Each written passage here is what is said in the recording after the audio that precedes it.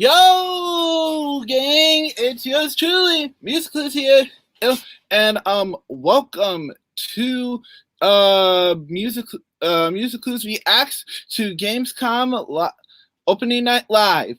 So the opening night is going to be happening. There's going to be over several different games going to be at this live event, and over the next couple days, there's also going to be a showcase of new gameplay trailers and stuff.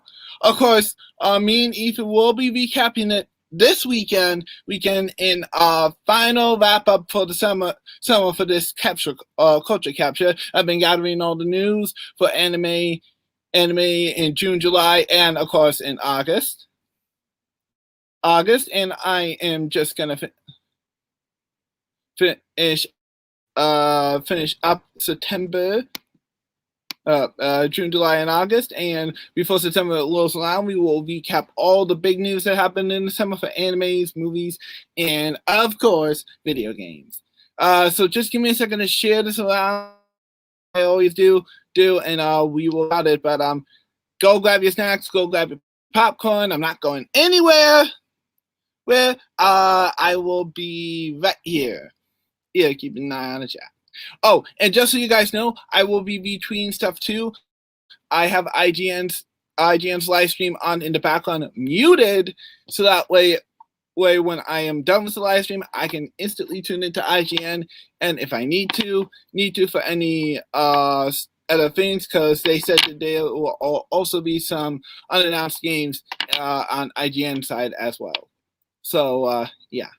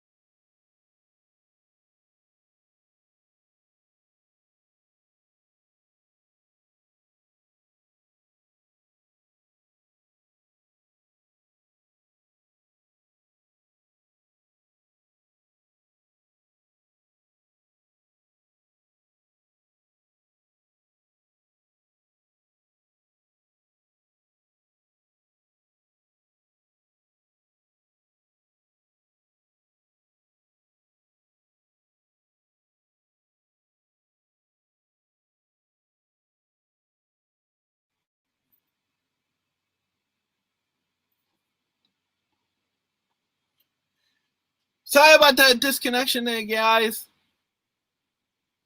Something must have happened. I'm back. Back, don't worry.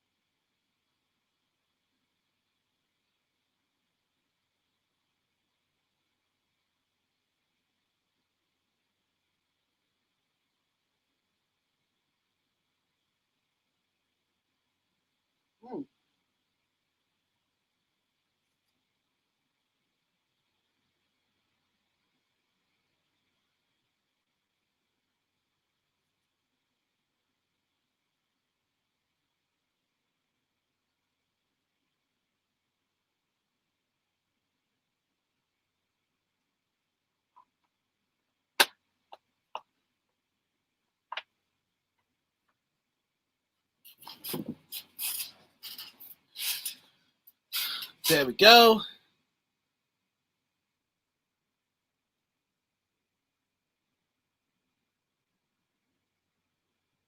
Let's see.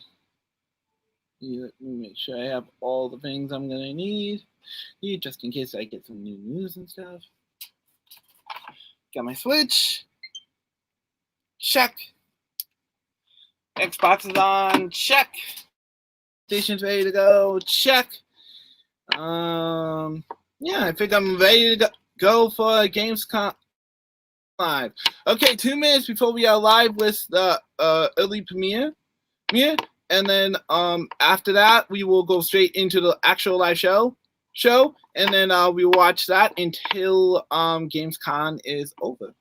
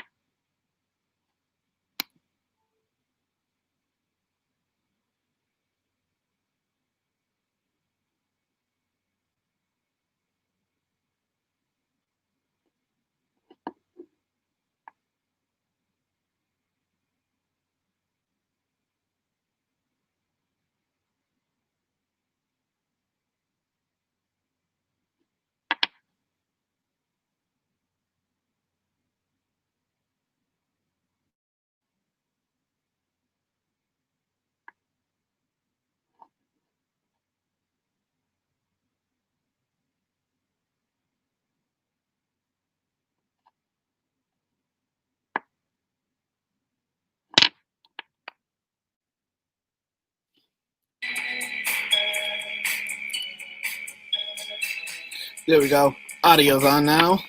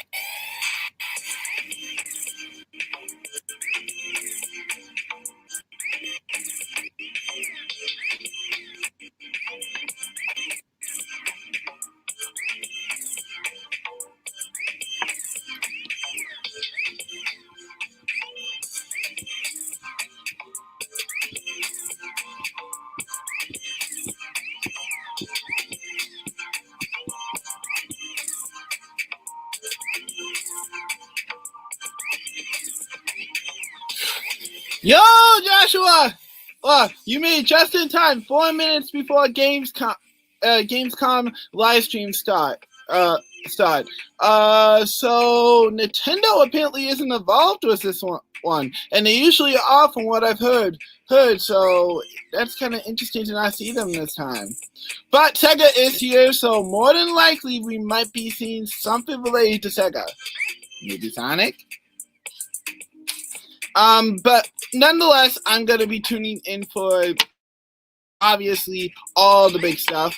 I hope you don't mind sticking around because we're gonna be here for probably about the next 2 hours before I go online to watch IGN's live stream.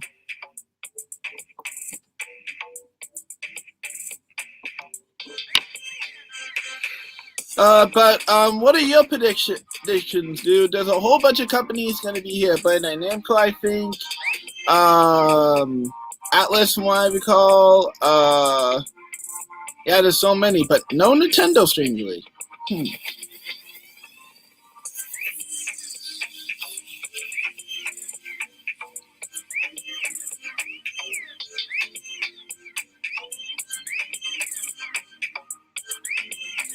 Oh, speaking of which, while I'm here, for those who didn't just know, yeah, ooh boy, indeed, I have no idea what we're gonna see, but whatever it is, I hope it's hype worthy. We did just get an announcement a couple days beforehand on a new Wonder Boy game, although it's technically, yeah, I don't have much to predict either, other than, like I always do, go in expecting the unexpected. By the way, speaking of which, you did see the Nintendo Direct Mini Partner Showcase earlier, right? Right? I thought it was pretty decent. Puyo Puyo Tetris 2 out of nowhere, where I wasn't expecting that. And coming this December, no doubt. Gotta buy it on all 3 platforms, by the way. Xbox, PlayStation, and Switch, just like I did with SpongeBob. Yeah, other than that, I'm not really sure what to expect for this. Maybe Sonic? Maybe not. I'm not going to get my hopes up high at this point, but I would love to be pleasantly surprised, I think. So long as the Sonic fanbase salt doesn't come.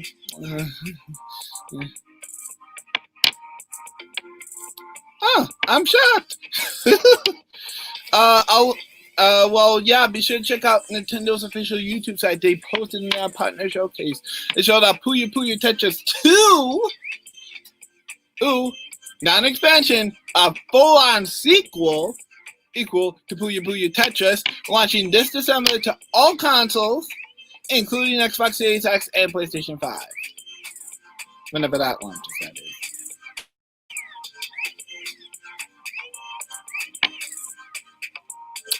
Yeah, we are getting a new Wonder Boy game. Well, technically it's a remake, but still. Geez, what's with the remakes lately? But it's a remake of Monster World 4, I believe. Man, do I wish X-Buster was here. It'd tell me. He knows more about the Monster World series than I would. Speaking of X-Buster, I just posted an interview with him via in a new Gamers Den video where we talk about his fan game Shantae and Ashlina, Jean Phantasma, which features, well, wait for it, Shantae and Ashlina. And before you ask, it's a fan game, not an official one. I wish. It was real. That would be kind of a unique crossover since they both have Disney-like aspects to them, at least from what I've noticed. And it's a very unique game too. It's an action platformer with RPG elements. I don't know how to describe it, guys. I'll have to post gameplay at one point to show you guys what I mean, but yeah. We also talk about Sonic Generations The Lost Zones, and then his upcoming game, Monster World Legends. Hey, Allison! Glad you made it just in time. We're just about to go. Hello and welcome to the Gamescom Opening Night Live 2020 pre-show. I'm Kyle Bossman, and this is my hot and stinky apartment. I realize you probably have a lot of questions right now. Like, who is this guy? Not that important. Is this the show? No. Just to be clear, this is the pre-show. This is you and me for the next 20 minutes getting excited about Opening Night Live proper, the big show. That one is going to look nice. That one's got Jeff Keighley. That one's got a budget. It's going to be fancy looking. Not like this. And then you might be thinking, wait, is the next 20 minutes just this guy with his headband talking to me about stuff? No. It's going to be some of that. But most of the show is trailers. We have world premiere trailers right here for the pre-show. If anything, my world premiere trailers? Already? Trailers. Sheesh, that was fast. I think start off with a trailer. We'll talk about Opening Night Live. It's going to be big and fun and awesome. But I feel like the best way to kick off a pre-show is just to get right into one. Our first world premiere trailer is a game that was just announced earlier this year at an Inside Xbox event from Bandai Namco. This is Scarlet Nexus. Oh, we're going to learn more information about Scarlet Nexus. Okay, let's take a look at this. You have to be prepared for anything. Intruders were just detected.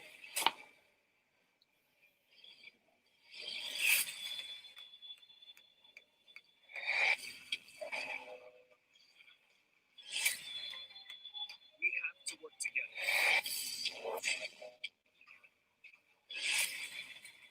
Whoa! That's a big looking sword. So many different powers. What the heck? Whoa! I'm liking the looks of this. Yep, definitely getting this one. Down the road, that is.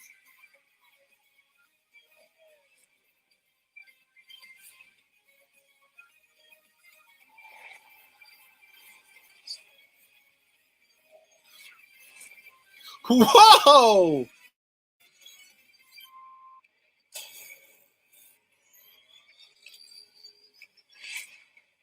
Scarlet Nexus.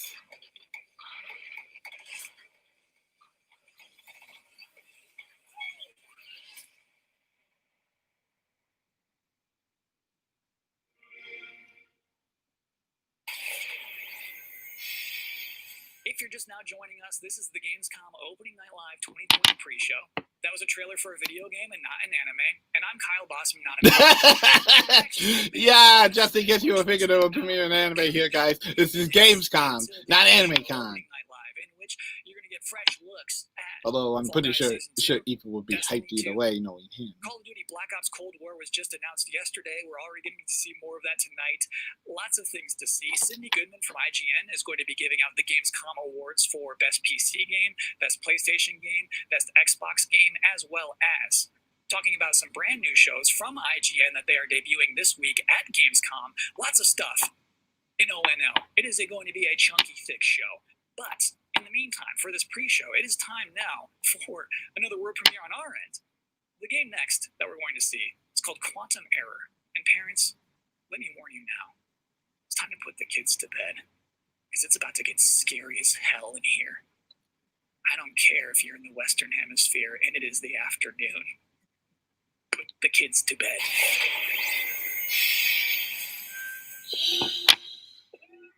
Oh! Uh-oh. Ah, okay, he wasn't kidding when he said it was scary as heck. Sheesh. PlayStation? We did it. Did I just see a PlayStation logo? That artifact you recovered.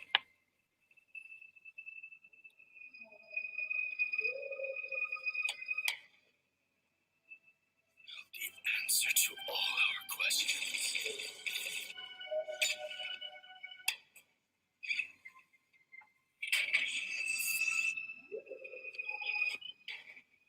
We can control them now.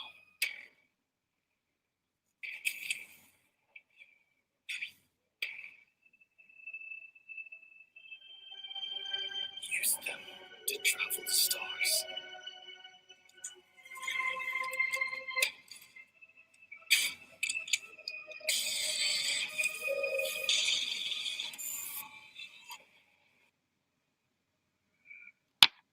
Humanity's reach will be What the?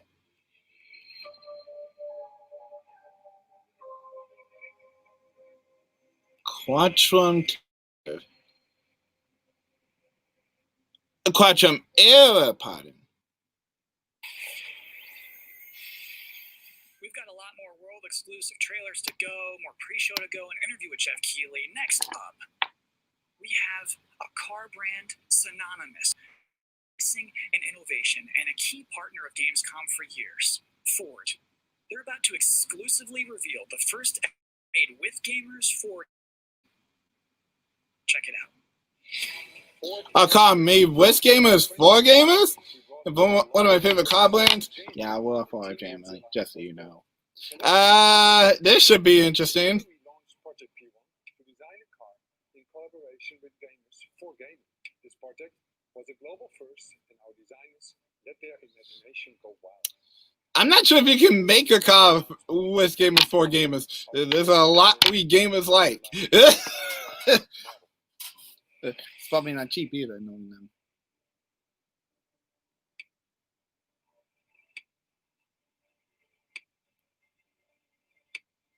Oh, that's a sleek car.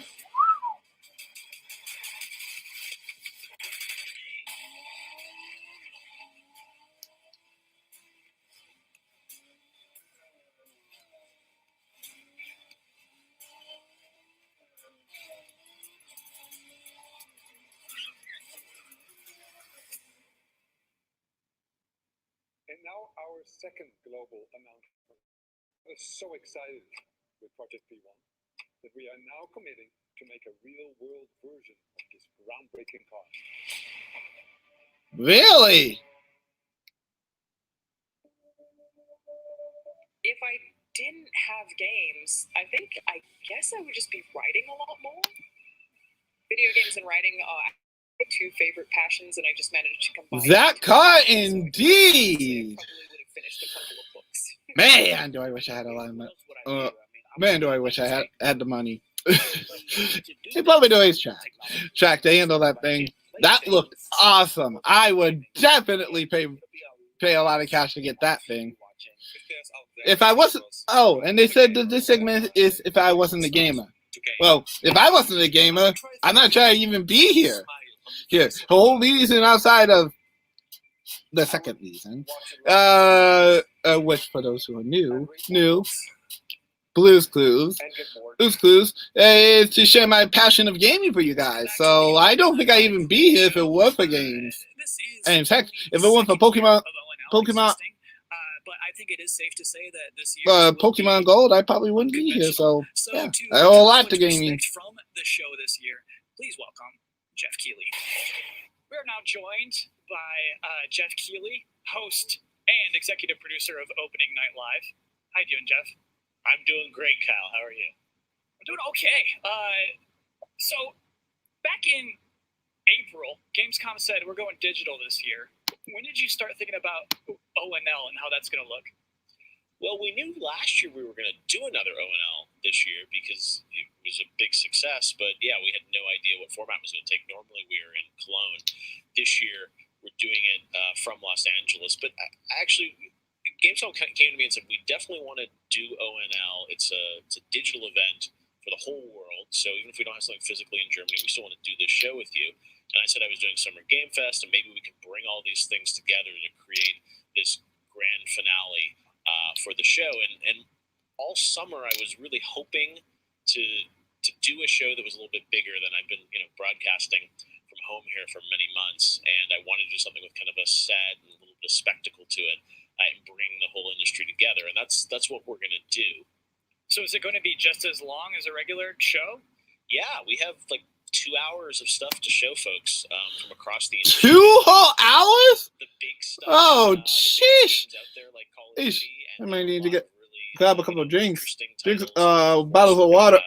We're gonna be here a while. And Fall Guys Season 2, which has become a thing over the past couple of weeks. So it's really fun to have like the big and the small and the surprises and next gen all blended together. But yeah, it's a full blown show, 2 hours. Is it going to be just back to back trailers? Fair, Joshua. Some interviews. Fair. I'd probably be a musician too. More than likely. We'll see some I mean, extended just gameplay look. demos. I mean, as well. I'm not There called will be a few Music interviews Clues with for a couple nothing. developers. We've got some special guests, and one thing I will say, kind of Special right out of the gate, is guest. that this is not sort of wall shock and awe announcements of new games similar to last year at Gamescom. We have some really big updates on games that fans are excited and meaningful, but the kind of big surprise announcements. We have a few things in the show, and we have lots of great things planned for the Game Awards. But similar to last year, this is really a showcase of The Game Awards. Games coming next I year. nearly forgot about those. So I makes you wonder how the Game Awards is actually going to go this year. Me and Ethan have been talking about this a little off screen, and we're unsure. We have a couple contenders, but there's not really all that much this year due to, well, COVID-19 pretty much delaying a good chunk of it. So we'll have to wait and see. I know for a fact that we'll probably see Marvel Avengers and Cyberpunk there, but I'm not 100% sure. Sure, Nintendo's more than likely going to dominate the family category again this year. So there's no doubt in my mind we'll see Animal Crossing and the others there. But outside of that, I'm not really sure. If we do it right, we're going to hopefully create that magic moment that we haven't felt this summer, right? And a lot of the events this summer have been pre-taped, and they've been great and lots of cool game info. But I really wanted to do something live with a lot of energy to it. So if we do things right, that's what people are about to see. Very cool. Good luck with everything.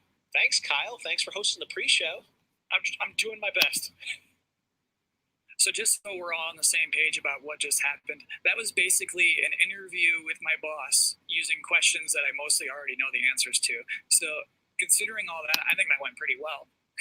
Next up, we do have another world premiere trailer, baby. Vroom, vroom, honk, honk, for Dirt 5. Dirt 5. Yeah, call me when Forza Horizon 5 is out. I'll pass. Maybe. Hold on a second. Let me take a look at this. Dirt 5 Playground. Interesting. Discover, create.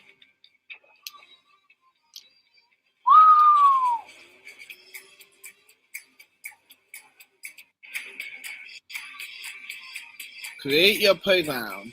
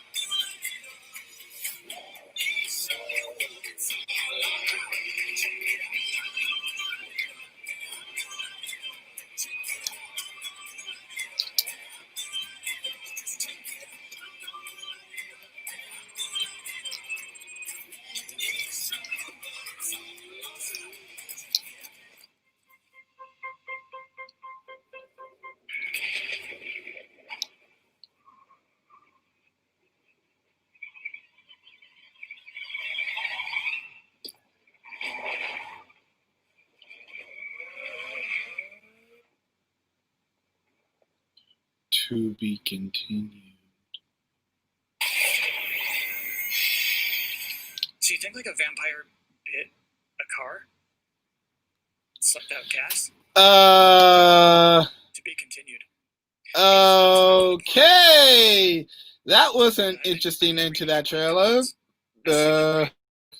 Okay, they got me at least a little curious, but not enough to make me pre-order. I'll definitely check out gameplay though of this. Excited for Opening Night Live 2020? Feeling excited for next gen again. Number 9, Jeff Keighley wardrobe reveal. Number 8, reason to be excited for Opening Night Live 2020. Destiny trailers usually pretty good. Number 7, it will mean this pre-show is finally over. Number 6, Call of Duty Black Ops Cold War. Yeah. Excited for ONL 2020. Call me when Call of Duty is actually interesting again, and maybe me and Nico will talk. Just saying. Actual gameplay from a mysterious PlayStation 5 exclusive. Ooh. Number 2. Mysterious? In my life sucks right now. And the number 1 reason to be excited. Not for true. Night Live 2020. Not completely Jeff true. Keighley said it's gonna yeah, be that's good. the key. I can't go We have outside one final world premiere once trailer to show sometimes. off, and this Yeah, trailer is an not announcement completely. of a Switch version of a popular game from 2018 that can only be described as Dinosaursy. Enjoy. Dinosaursy. Switch. Okay, first Switch game. Things are going to turn out differently. Well, the ones before you did too. Because they believed that they were in control. And control, well, here's the thing. Humanity is desperate for it. We are seduced by it. But we never really possess it. You see, life can be tenacious and stubborn. Life will not be contained. And what makes us such unique creatures is knowing the power of what we're up against and still believing that we can win.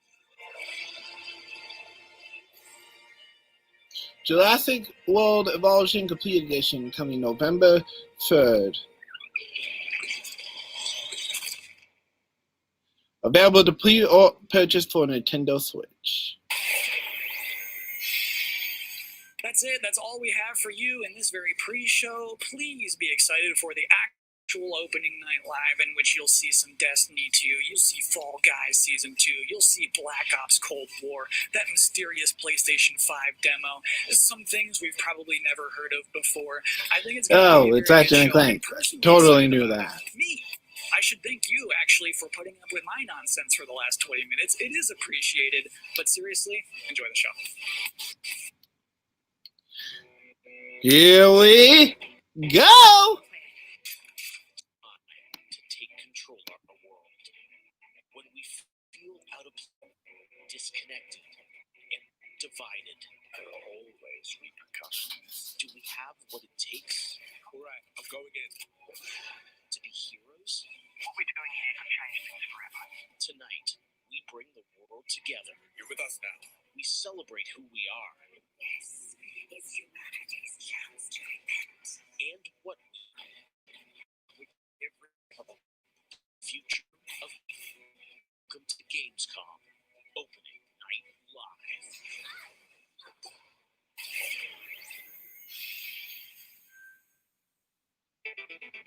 Hello everyone, I'm Jeff Keighley and welcome to Gamescom Opening Night Live 2020. Now this year, Gamescom is of course a little different than normal, and I hope all of you and your families are safe and healthy at home. In 2020, games have comforted and connected us more than ever. And with the launch of PlayStation 5 and Xbox Series X later this year, games are only going to get better. Well, all summer, I was hopeful we could get to this very moment, a big live showcase filled with more than 35 games to kick off Gamescom 2020. Tonight, you'll get a first look at Fall Guys Season 2 and an extended gameplay demo of Ratchet and Clank Rift Apart for PlayStation 5. Plus, we might have a couple surprises along the way, too. But before we start, I want to acknowledge and thank all the game developers, marketers, and publishers who have worked under challenging circumstances to keep us entertained. This show is nothing without them or my production team, and doing a show at this scale safely is not easy, especially when all of you at home have some pretty insane expectations. I hope tonight reminds you why you love to play games. And with that, we're going to move on to our first game, with a game that was just announced yesterday, Call of Duty Black Ops Cold War.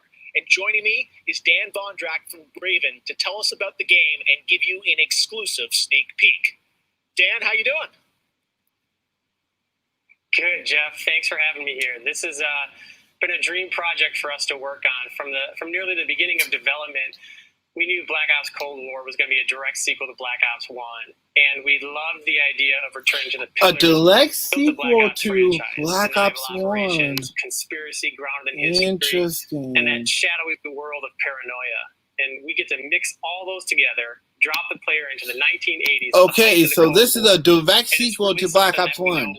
Feel relevant to today and also unique to But Black Ops. which one? Well, you started Reboot playing Black Ops, or- everyone wants to know characters. We saw yesterday in the the trailers, original Black Ops familiar 1 faces, or reboot? Woods, Mason, like break it down. I'm Clues confused. It's a direct sequel, so are we going to see a lot of familiar faces? Yeah, part of the fun in making this game was bringing back the iconic characters like Woods and Hudson and Mason and seeing how all those personalities mix with some of the new characters. So the campaign takes place in 1981, and we love that we've been able to have so many connections to the original Black Ops and really be that direct sequel of the game. Now, one thing that I'm really excited about this is you're pushing the storytelling in kind of a new direction with some branches and some options about how you play through the campaign. Can you maybe walk us through your thinking there? Yeah, one of the driving forces from early in development was to say, let's take this Black Ops thriller ride and infuse it with some player choice and some player freedom. Anything we can do to give the player a little more ownership over their experience. So that starts with allowing the player to create their own character for the Cold War campaign. They can name them and pick a military background and really pretend they are that Black Ops soldier that they want to be. Okay, so you can create your own character. Optional objectives, multiple paths, and some player choice moments inside some of those missions. And it was fun to find that balance between the hard-driving Call of Duty action and these more non-linear experiences inside some of the missions. So with choice comes the player wanting to feel that impact. So some of those choices earlier in the game and some towards the end will actually shape the ending of the narrative of the campaign. All right, so multiple endings to this game. Yeah, absolutely. That was one of the big things for us. I'm intrigued. That Black Ops has always been willing to take risks, and we all know. But I'm still gonna keep an eye on link and see what local Call of Duty veteran would be. And by that I'm referring to Ethan. Yes, Ethan used to play Call of Duty and before, but he's the one that probably called the call all the. What are you gonna see? Yeah, absolutely. This is really exciting because this will be the first time we've done this outside the walls of the development studio. This is a scene from earlier in the game, and it's a critical point that really shows the narrative of the world, shows this threat that our heroes are going to be battling. So let's take a look. World premiere. 1943. Detailed information from the Manhattan Project was stolen from Los Alamos by the Russian spy known as Perseus. 1968, Vietnam War. Viet Cong soldiers orchestrated by Perseus attempted to steal an American-made nuclear bomb from a U.S. firebase. 5 days ago, while on a mission, we acquired intel that Perseus is in play again and planning an attack on the West. Perseus, the CIA's analysts consider him to be the single largest threat to the free world. Mr. Hudson, we're all aware of Perseus. We're also aware he's more myth than fact. I mean, personally, I think he's nothing more than the Russian boogeyman. General Haig, allow me to introduce the man as soon to respond to that. Clandestine Special Officer Russell Adler. He's one of the few people who even come close to capturing Perseus.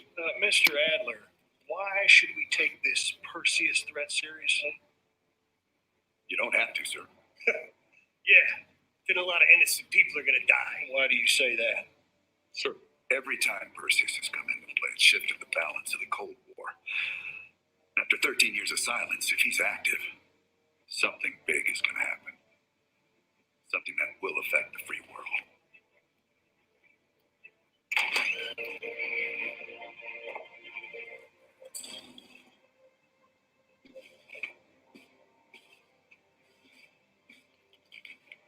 Mr. President. Sir, Mr. President. Mr. President, this is Jason Hudson and Russell Adler. I know their names. Who do you think approved their last mission? Is the threat real? Yes, sir, we believe it is. Can you stop Perseus? We can, sir. I've already submitted the requisition for my team. Sir, their requests are highly irregular, most likely illegal if the press gets a hold. What the hell are you talking about? You know who we are? Every mission we go on is illegal. Sergeant Woods, plausible deniability is the backbone of our work. Al, We're talking about preventing an attack on the free men and women of the world. Give Mr. Adler whatever he wants. Gentlemen, you've been given an important task, protecting our very way of life from a great evil. There is no higher duty. There is no higher honor. And while few people will know of your struggles, rest assured, the entire free world will benefit. I know you won't fail us.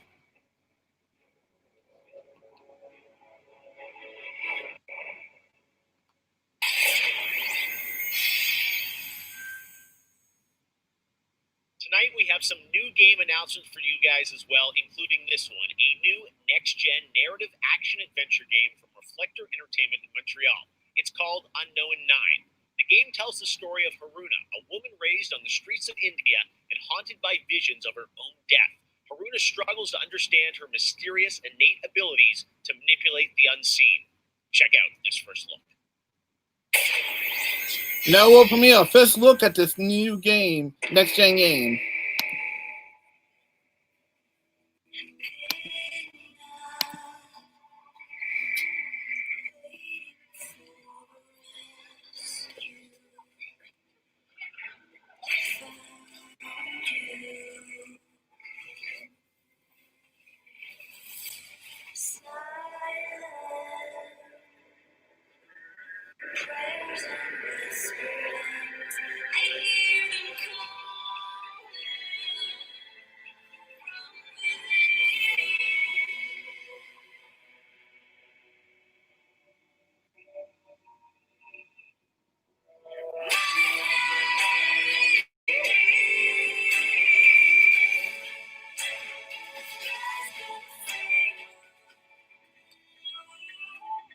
Unknown 9, Awakening.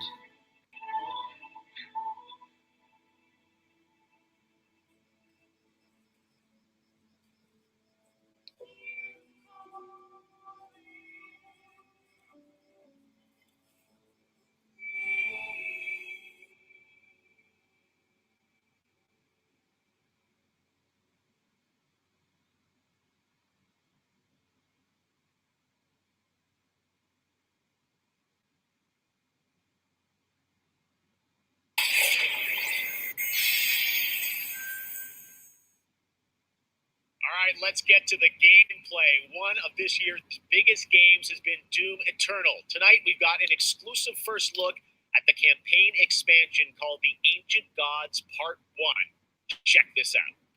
Alright, now we're going to take a look at Doom Eternal, a game that Ethan N has been meaning to play, but hasn't.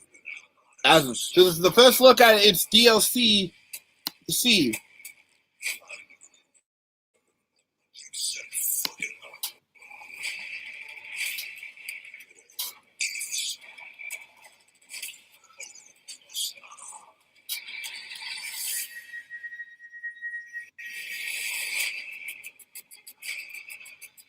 Player has arrived. Please proceed with control. Assertive aggression.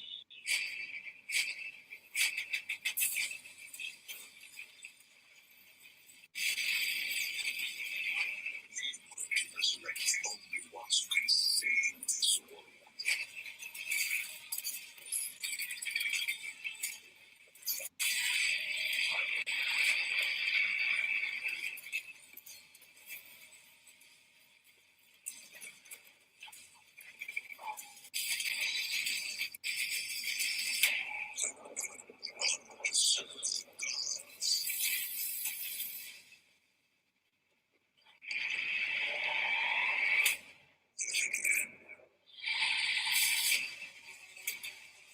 The Ancient Gods Part 1.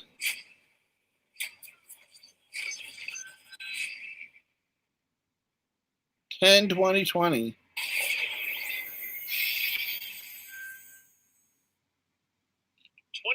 marks the 25th anniversary of a legendary game studio, BioWare. Tonight, Casey Hudson and the team wanted to give everyone around the world a little taste of what's next. Casey, over to you. Hey Jeff, it's great to see you again. You know, 6 years ago, we were on the stage with you at the 2014 Game Awards, accepting the Game of the Year for Dragon Age Inquisition. And since then, we've been imagining new ways to use next-generation technology to bring the world and characters of Dragon Age to life. We're still in early production, but we thought it was time to give you the very first look at how BioWare's passionate team of developers are crafting this very special game. Okay, so next look into the world of Dragon Age from BioWare. I've been at BioWare for time, so I've got to see it grow up and turn from a company of 35 people to a company of more than 300 people. There's amazing people in the industry. There's amazing stories to be told with other people. I love that character so much. We're very experimental here at BioWare. So we're always coming up with new stuff. We're always trying to improve, innovate, and bring new characters to life for our players and fans to enjoy. The world of Dragon Age really has got Whoa! That's some good-looking concept art. I'm well, at least intrigued. And of course, it's all wrapped up in kind of a fantasy setting. You really feel like you're the hero in the Dragon Age world and you're saving people. Well, you are. Hello. I am really excited about the future of Dragon Age. This is an original world, original flora, original wildlife, original architecture. That makes it fun to explore and discover. In the next Dragon Age, you get an opportunity to see new things, new places, and interact with people who lived and grew up in these spaces as well. For the game we're working on now, we want to tell a story. What happens when you don't have power?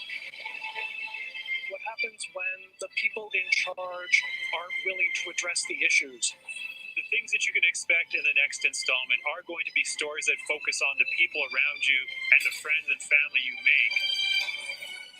Something we'll be able to look forward to in Dragon Age is a really close relationship with game characters who really become real for you. We want characters to either be loved or hated. One of the best examples of that is Solus. Half the community wants to kill him, half the people want to marry him, but another part wants to do both. They call me the Dread Wolf. What will they call you when this is over? BioWare and EA has been one of the forerunners in using motion magic technology, and that makes it way more realistic when you're looking at the characters and the way they walk and move and interact in the world. Players want in that suspension of disbelief that this wonderful collection of digital pixels is actually a living, breathing soul. No, it's okay. That's the good kind of rumble. I actually design bosses. I help with the creature design team as well. So I do all of like the big threads. Whoa! This game's looking interesting. All right.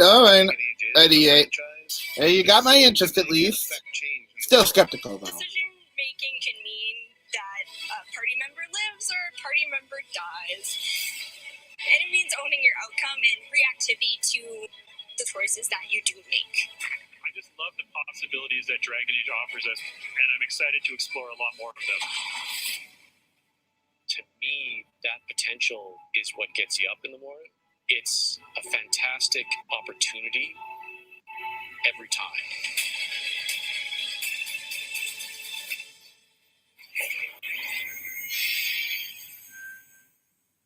Next up, it's time for something special.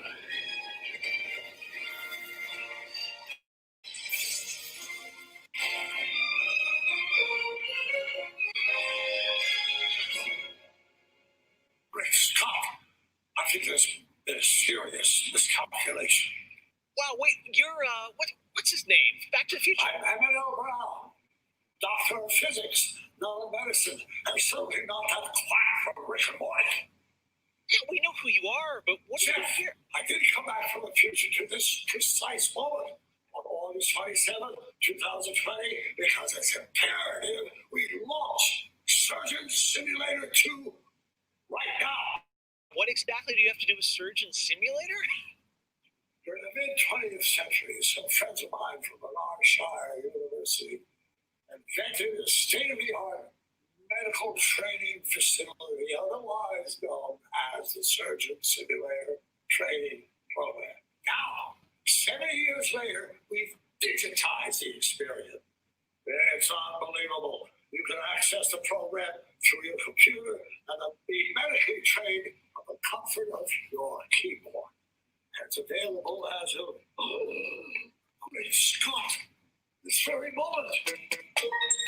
Tonight, I offer world premiere a few examples of some of the incredibly successful test subjects who have already completed the course. So you're saying a world premiere will save our future? Only tell. And speaking of time, I'm off to another world premiere, Avengers 26, Return of the Son of Thanos, opening 2027. And with that, I leave the fate of the human race in your hands. Just make sure you play Surgeon Simulator 2. Now, doctor's orders.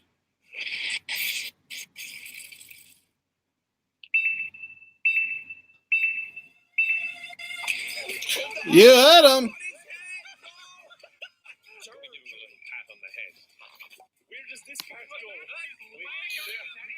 Whoa, great. Never thought I'd say this, but great Scott, that was one heck of a cameo. Anyway, oh, interesting.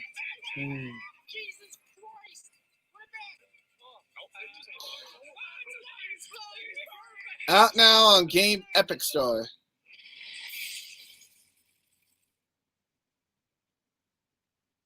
Doc Brown introducing Jacksepticeye playing Surgeon Simulator. Only on opening night live. All right, well, if you thought that crossover was kind of crazy, wait until you get a load of this next game announcement that I don't think anyone probably saw coming. Check this out. Anyone? Even me?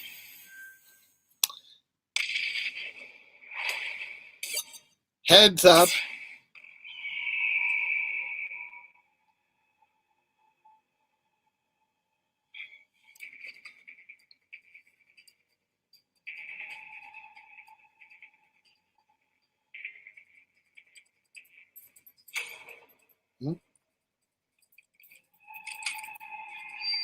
Dude, someone found you. Get going.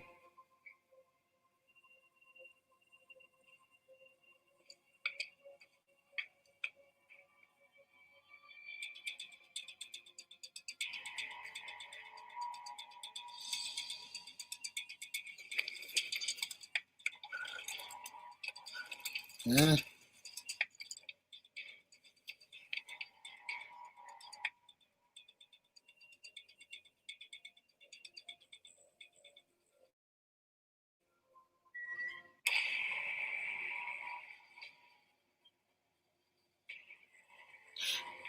Dude!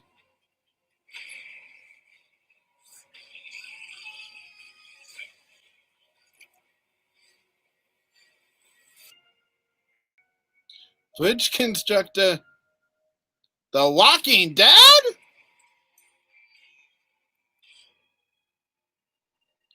Yeah, I didn't see that coming. Coming this year.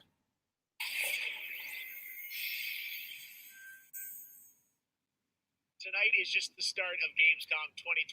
Over the next 3 days, there are more streams from IGN and Webmedia with in-depth looks at games, a digital cosplay contest, and some special new shows just for Gamescom. Your portal for all things Gamescom this year is Gamescom Now, which you can check out at gamescom.global.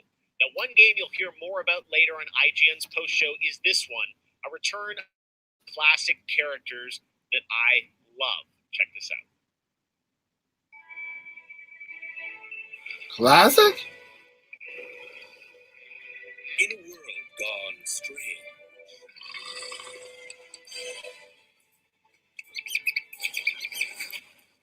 one elite force stands against the darkness. But even they could use some help. Here, slip on this little beauty for effect. Sam and Max! I've heard of these guys.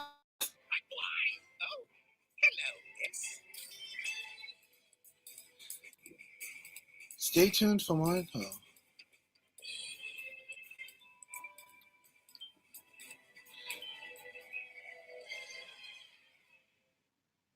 return of Sam and Max. Yes. All right.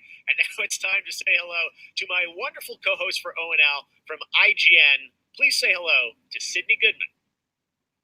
Thank you, Jeff. What's up, everyone? I'm Sydney Goodman, and I am thrilled to be here. Gamescom is always such a fun event, and throughout the show tonight, I'll be telling you about all the different ways that IGN is involved in this year's festivities. But first, I have an award to announce. The winner of Best Nintendo Switch Game is Little Nightmares 2. Be right back. Congratulations. Like I said, IGN is going to be here for all of Gamescom with great shows such as the Gamescom Studio, where you can find me and my co-hosts for all day long games content, interviews, dev talks, and more. Plus, we have Gamescom Awesome Indies, the show with and for indie developers. That premieres Saturday, August 29th at 7 p.m. Central European Time, so be sure to tune in for more announcements and special guests. And now, let's go back to Jeff for our next big world premiere. Awesome. Thank you so much, Sid.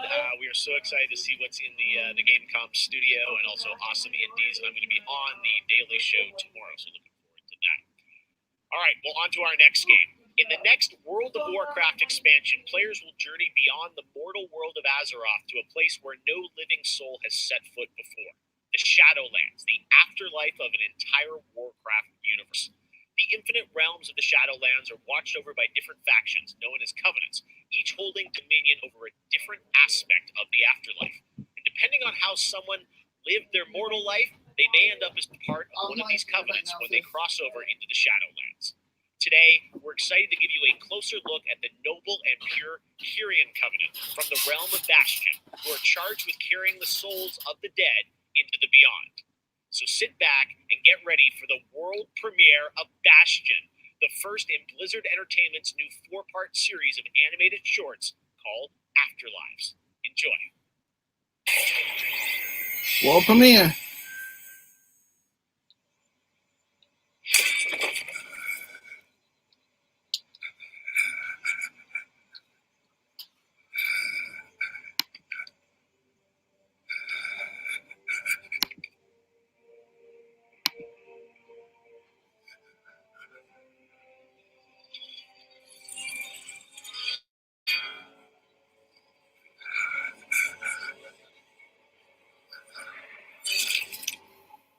Light, save my soul.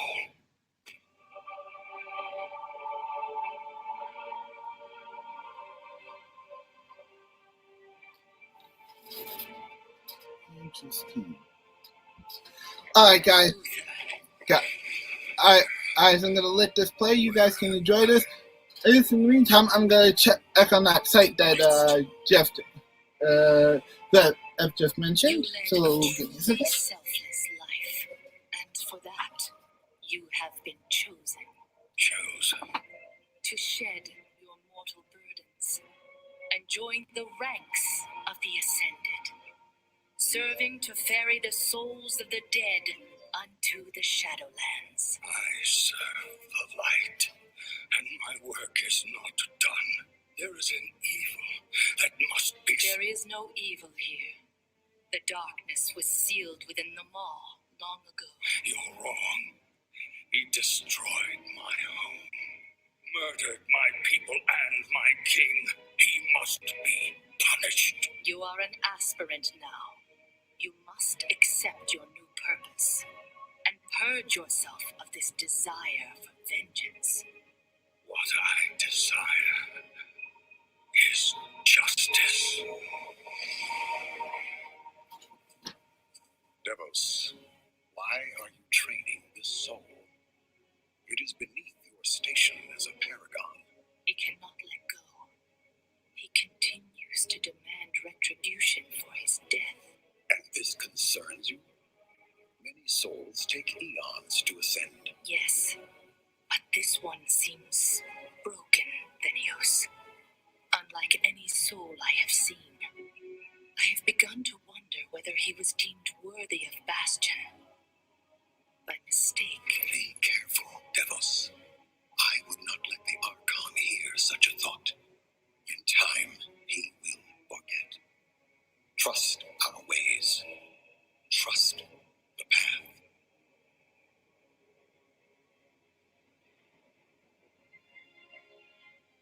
Devos, how long must we train? Until you are ready to ascend. And what is keeping me from ascension? Nothing but the memory of your mortal life. How can I forget when I can still feel his blade? Your soul is wounded? Who did this to you? He was my student. He betrayed us all. Show me.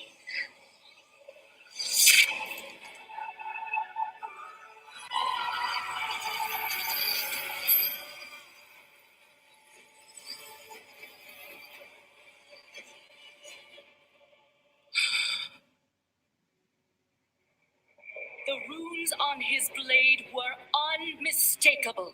This dark agent runs free on a mortal world with the power of the Maw itself in hand. Our realm is imperiled. Impossible. The Maw is inescapable. You must return to the path. If he had purged his life, we never would have known of this calamity. The path is flawed. Enough! The order of the Shadowlands depends on the execution of our eternal charge. You will abandon this course. As you command, my Archon.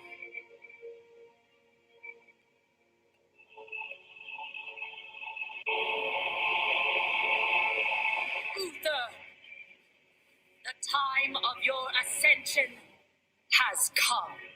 I thought I was not ready. Do you wish to see him punished? I do. Then prepare yourself.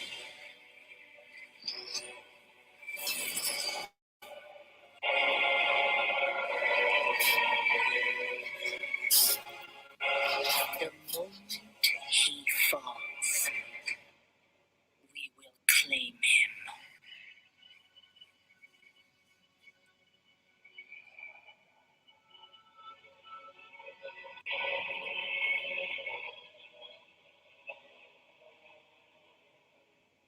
I see only darkness for me.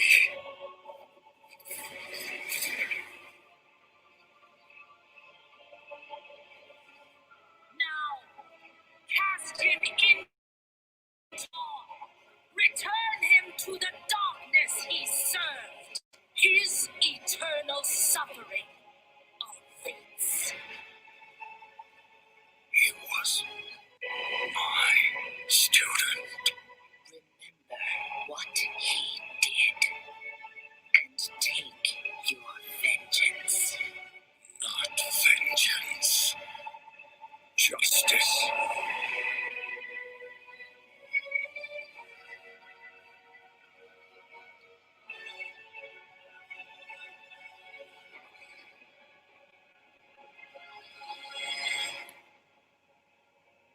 World of Warcraft, Shadowlands. Pre-purchase now. All right, hope you guys enjoyed that exclusive look at Bastion. Now, we know many of you can't wait to experience Shadowlands, and our friends at Blizzard want you to know the wait is almost over.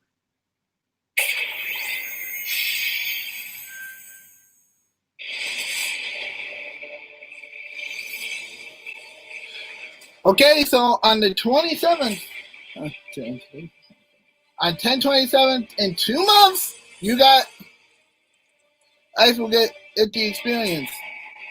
It will get a chance to finally experience this. That's good to hear.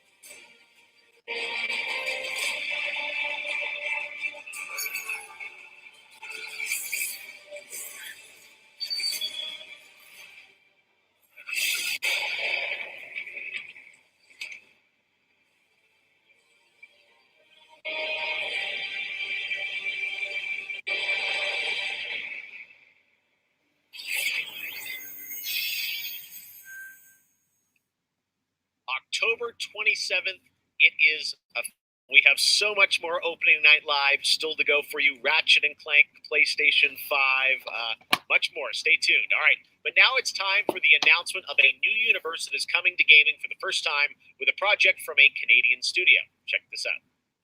Okay, so new game. They have returned. They corrupted, divided, conquered,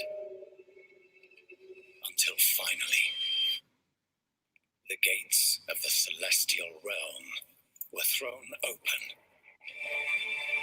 Our last remaining hope, the Stormcast Eternals. Vengeance made manifest.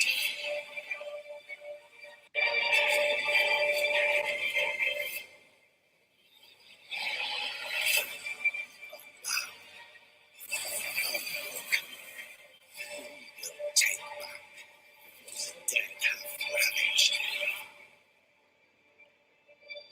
Warhammer Stormbound. 2021.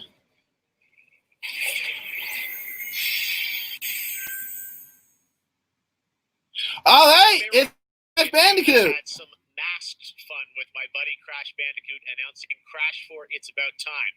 With the game coming in October, Crash, of course, had to come back for opening night live. So let's bring him out, everybody. Crash Bandicoot. What? He's where?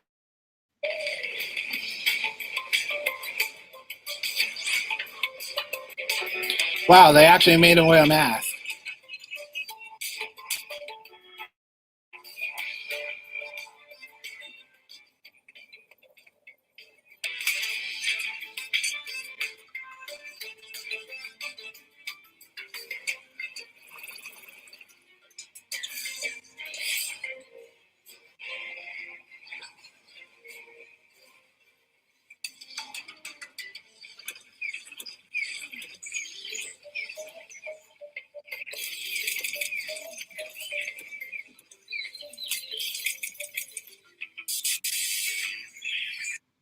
Crash apparently didn't get the memo about Gamescom, but to tell us more about what we just saw, I'm joined by Lou Studdard from Toys for Bob. Lou, what did we see there with Crash and the Gamescom bot? Apparently you saw him wandering around Cologne, but what he was hinting at was kind of our reveal of what we call flashback tapes, which are a brand new style of level that we are announcing here today. Okay, so how do these flashback levels kind of play into the overall Crash 4 narrative? Yeah, so the way that the flashback tape levels work is that they are kind of a peek back in time to the 90s when Neo Cortex was actually testing on Crash and Coco before the events of Crash Bandicoot 1. And they're kind of these devious puzzle rooms that we've made, and they're really hard, and they're really awesome, and they're really hard? Oh, great. They Crash 1 vibes, just what Ethan and I needed. Ethan's last name was him finishing Crash 1. You definitely don't know that Ethan hates Crash 1. We'll still beat him, but not looking forward to it. They're an object that they can pick up, and to actually pick them up, they have to reach them in the level without dying. It's kind of our homage without dying from the original trilogy. So players have to reach these objects in the level, pick them up, and then once they get them, they'll get access to these unique levels. So beyond the pure challenge, what other fun? So how are these fun for players to kind of experience? What do they get to do in them? Sure. So one of the things that we did was we actually used these as, like I said, puzzle rooms, really kind of fun, nefarious, devious ways for Crash to really express that pure platforming kind of aspect of gameplay that we know and love about the franchise. But then narratively for us, it was really cool to layer in kind of a unique perspective to the franchise. This is the moment when Cortex is really excited about the prospect of Crash being on his team, because Crash was originally created by Cortex, and so this is a weird point in time that's never really been explored in the games before. Awesome. All right, well, Crash 4, It's About Time, looks phenomenal, Lou. We cannot wait to check it out in October. Thanks for joining us. Yeah, thanks for having me. Awesome. All right. Well, we will be right back after this for more Gamescom Opening Night Live.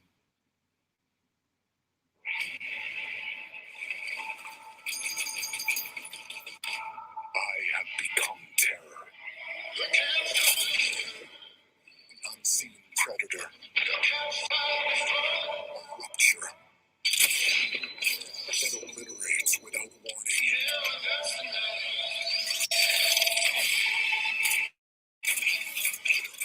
Alone, the hordes of Enoch will fall before me. But together, this entire planet will fear us. The anomaly alters us each in our own ways, yet we are drawn down the same road into the dark heart of creation. 'Cause I feel the way you feel. We will find the source, whatever it holds, whatever it takes.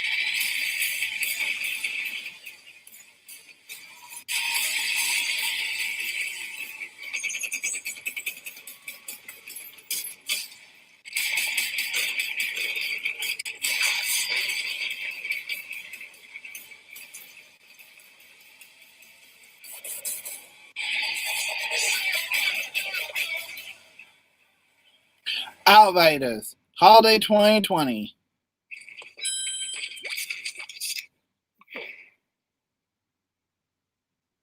Red Bull gives you wings. Welcome to the hyperscape.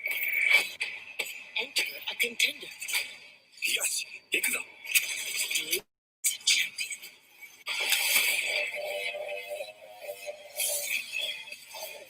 This is it.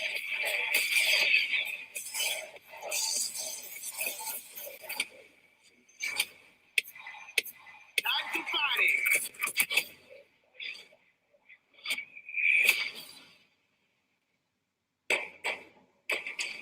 Hey, there's Captain Tulsa, the game that me and Ethan are getting actually tomorrow. Oh, now that I think about it. Actually, a lot of games are releasing tomorrow, including Jump Force. Sheesh, we're going to be busy.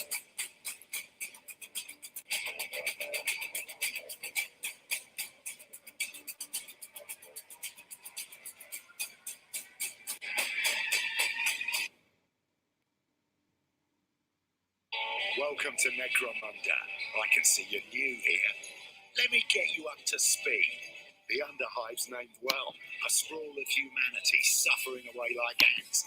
Deep underground where we ain't causing trouble for the rich boys and girls, no matter how loud we are. And do we ever make some noise? Every Orlock says they could shoot the tail off a lashworm and they'd splash your head from 20 faces for saying they couldn't. I don't want to say immoral, but when their armour, blood, skin and quill are of iron, it's a potent combo. Why would someone like you want to know about an all-female gang of psycho drug dealers, killers, cloners, and... Oh, makes sense. And Escher will cut you up just for the fun of it. Goliaths are big. That's it. Anything smaller than them doesn't deserve to live. And they're just as happy filling you with lead as they are smashing you to pieces with a power maul. Now, mixing that whole pot together in a place like this, you can imagine what happens.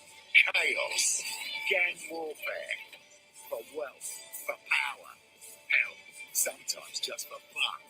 So, think you're ready? Necromunda Underhive Wars comes to PlayStation 4, Xbox One and PC on September 8th. O futuro dos jogos, além de realidades virtuais extremamente fidedignas e realistas, eu acho que também se encontra em formas mais expressivas e absurdas, quebrando cada vez mais esses paradigmas de formato de videogame que a gente tem e sendo usado mais do que nunca como uma ferramenta de expressão artística. I envision the future of gaming to be quite bright and quite online. The next generation of console will clearly allow AAA and indie developers to build more creative-driven games that I hope will cover more diverse subjects. I want to play all kinds of stories about people and places, both real and imagined. I want comedy games, I want autobiographical games. I really want to see what people can do with the medium. Para o futuro dos games, eu vejo uma evolução, obviamente, gráfica, mas eu vejo ainda mais evolução na inteligência artificial e na maneira com a qual a gente interage com os games, tudo em busca de experiências mais imersivas.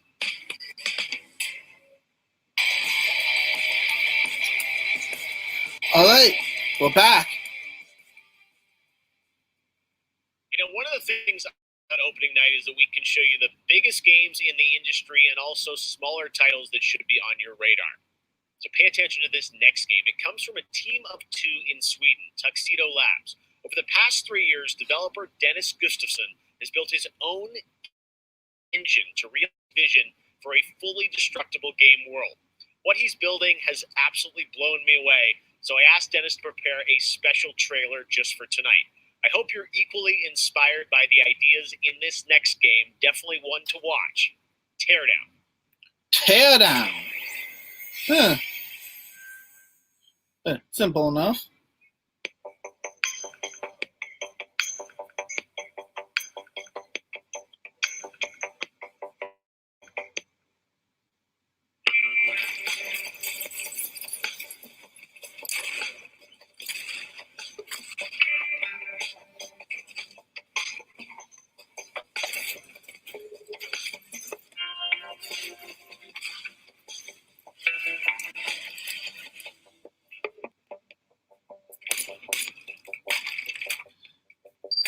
A game all about destruction.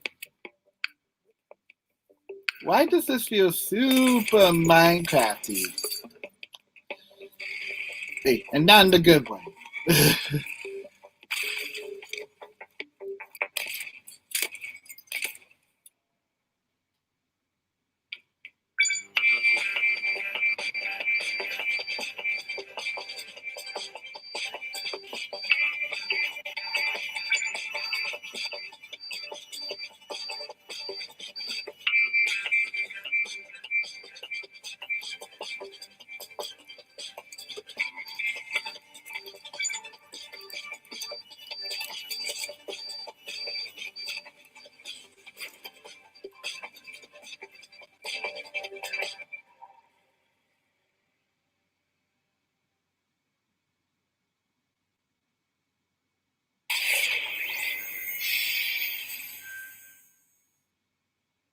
Last year at Opening Night Live, we announced Little Nightmares 2 to the world.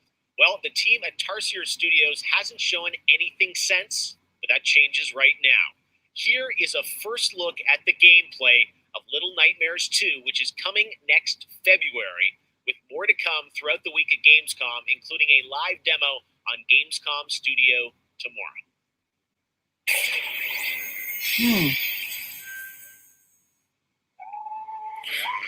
Yeah, Bandai Namco? Nice. Oh, it's Little Nightmares. Hopefully I don't have nightmares about this. Ah!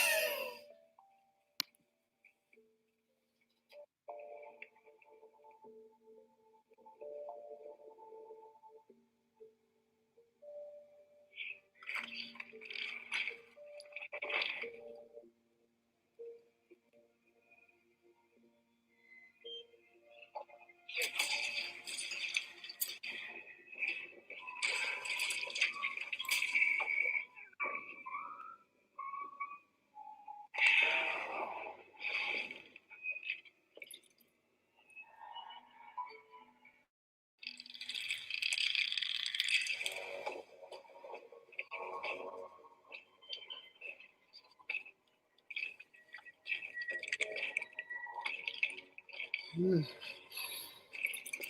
think it's creepy.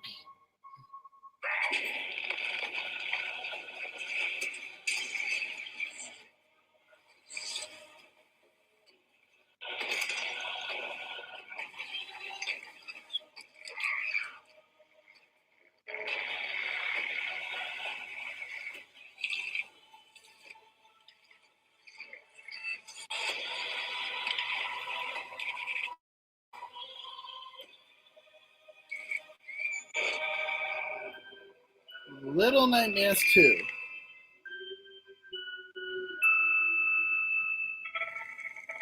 February 2021. Later in 2021, Xbox Series X and PlayStation 4. I'm WWE Hall of Famer Jerry the King Lawler, and I'm reuniting with my old buddy Mauro Ranallo to bring you all the over-the-top action in WWE 2K Battleground. Mamma mia!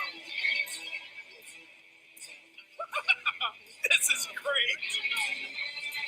This arcade-style video game is over-the-top outrageous, with over 70 WWE superstars and legends brawling it out like never before. Oh no, hold on to your toupee, Mauro. Look out below. WWE is LIT. You know, I'm a little more old school than Mauro, so I can't wait to see these WWE legends teach these kids a thing or two. And you know what? Here's a closer look at the insane action. It's a great evening for WWE action. Oh, wow. Take that, Mauro. Man, it's so good to see the Bella Twins at their best. Now, let's keep this party rolling with a matchup. Oh, look out, Mauro. The Undertaker has risen, and Finn Balor is about to be taken for his last ride. Mamma mia, what a move! Finish him! Oh no! He just hit the snooze button! How do you lose like that? What's the matter with you legends? This is just an example of the pandemonium that you're going to experience when you head to the battlegrounds. Woo, that's a big toy hammer! Oh, I can't believe my eyes! Seth Rollins delivers the stomp! Ow! Ooh. That one's going to leave a mark. WWE 2K Battlegrounds today and brawl without limits. September 18th. Oh, sorry, Mauro. I know that's your line. Hello again. I have even more awards to announce, so let's get right down to it. The winner of Best Action Adventure Game is Watch Dogs Legion. Shocking. Not. Starts with you. What do you think?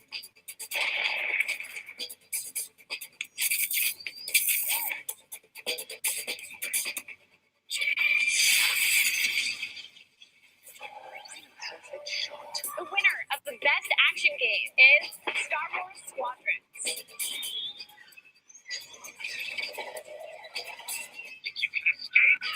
This is going to be close.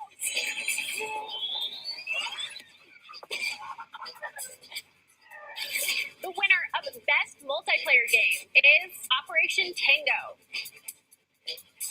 Operation Tango. It takes two to save the world.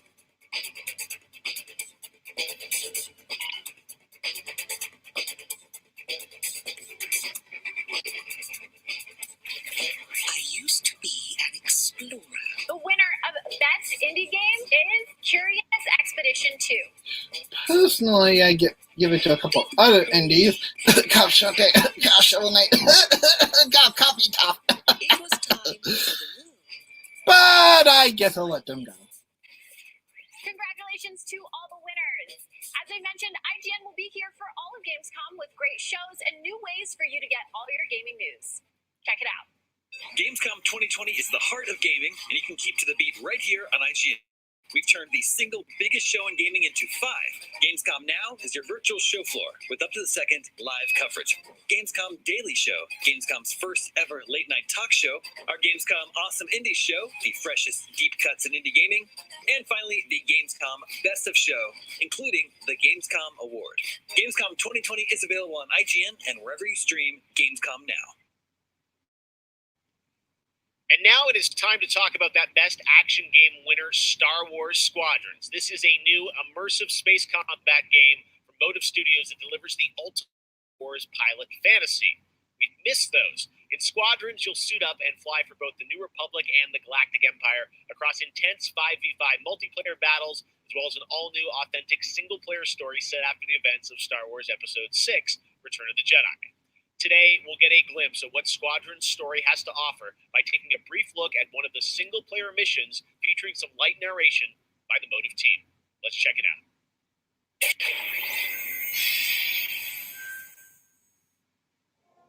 choose our path, light or dark, freedom or destruction. The Empire chose to destroy Alderaan in order to spread fear and douse the fires of rebellion. But the heroic pilots of the Rebel Alliance have chosen to keep fighting, to show the Empire that we are not afraid. It was their bravery that ended Palpatine's reign and brought about our new republic. However, the Empire lives on, shattered though it may be. As I speak, Imperial forces are edging toward the Bormir sector, hoping to end our new republic before we find our footing. As their empire collapses, they try to tighten their grip. But the galaxy is changing, and you can be a part of it. With the help of brave and daring pilots, this will end. Make a choice. Fly with the new republic. Change our galaxy for the better.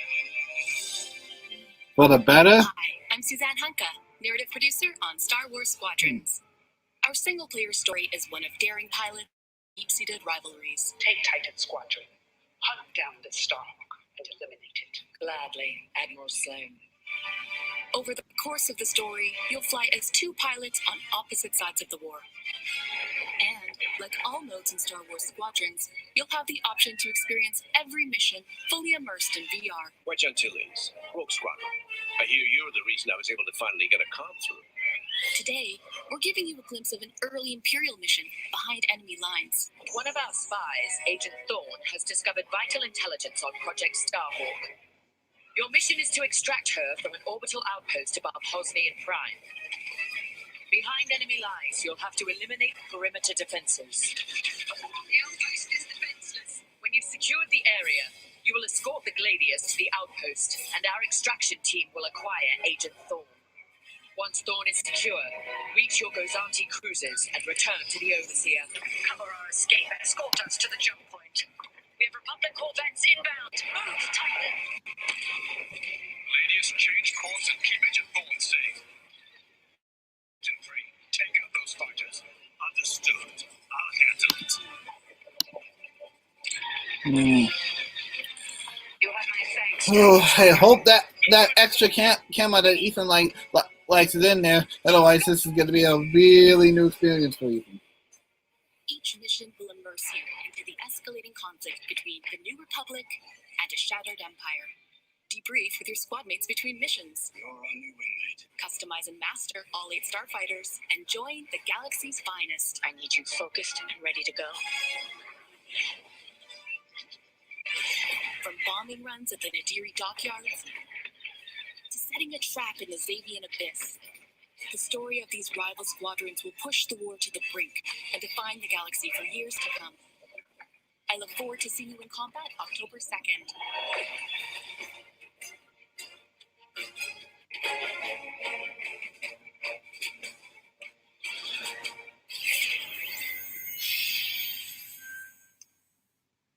That is not all EA has to share from a galaxy far, far away today. At Star Wars Galaxy Edge, you can enter the world of Batuu, where you can visit Oga's Cantina or jump into the Millennium Falcon on a run to Smuggler's Cove. It was this incredible adventure at Disneyland Resort and Walt Disney World Resort that inspired The Sims' latest game pack. Check this out.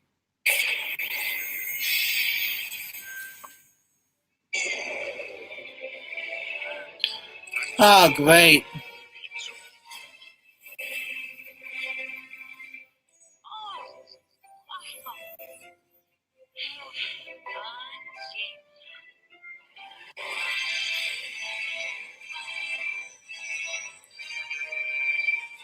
Oh, great. Star Wars and Sims. What's next? Next, Mario and Sims?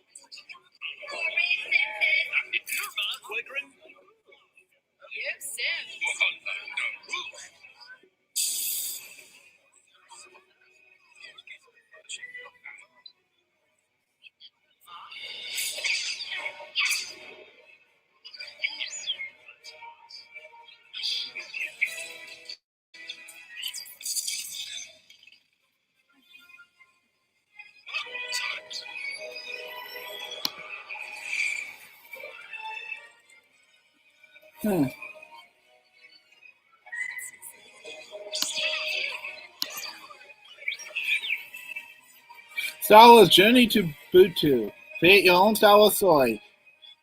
September.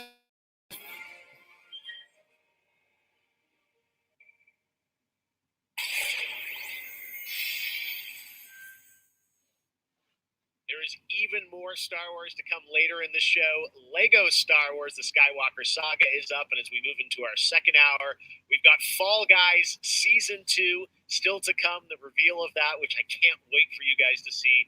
And of course, a gameplay demo of Ratchet & Clank Rift Apart for PlayStation 5. But right now, you might remember this next game from Annapurna Interactive from last year's Microsoft E3 event. And today, I'm excited to share a new announcement from the team. This interactive thriller about a man stuck in a time loop is one of this year's most intriguing indie titles, and now they've added an absolutely all-star cast to the game. Here's a whole new look at 12 minutes. All right, it's 12 minutes. Not literally 12 minutes, but that's the name of the game. Close your eyes. I want you to think of a flower. Look at its contours, its curves. Yeah. I want you to imagine it changing. I'm still speaking, Mom. Moving backward, returning to its bud. Think of that bud unopened. Look at it as a whole. And silently repeat these phrases. May you be free from suffering. May you I'll be right back, folks. Oh, folks, I gotta run something out real quick.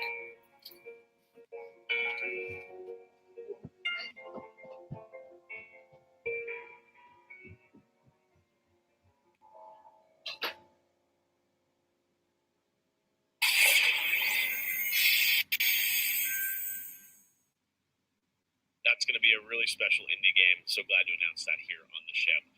Now, last year at the Game Awards, we announced Godfall, a new looter shooter coming to PlayStation 5 and PC from Counterplay. Tonight, we've got a quick sneak peek of one of the new Valor plates with more footage coming as part of Gamescom 2020. Check this out.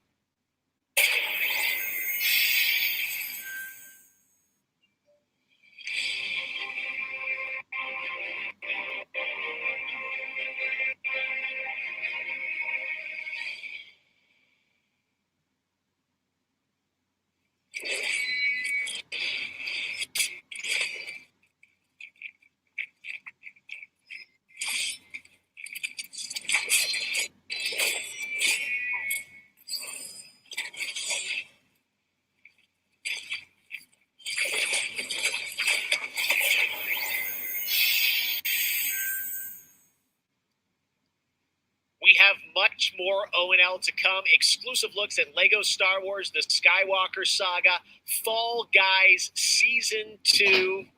Wait until you see what the Mediatonic guys are up to, and so much more. But first, I'm sure you saw that earlier this week, I'm back. Heart of Deimos, Warframe's newest expansion, was released on PC, Xbox, and PS4.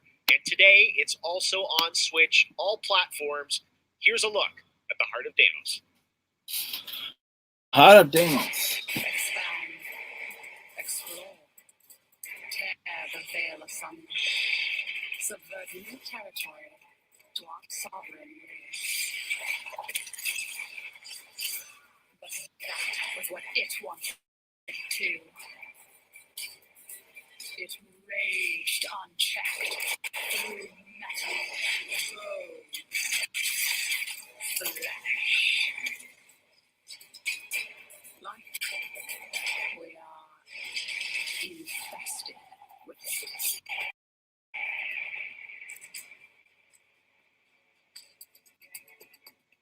What? Earth? Now, the gateway is failing. The jaws close. The final heartbeat approaches.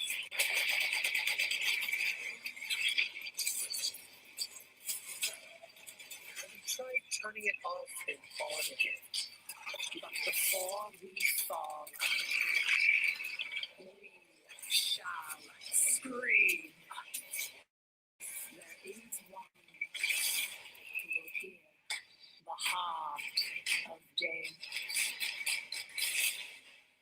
Warframe.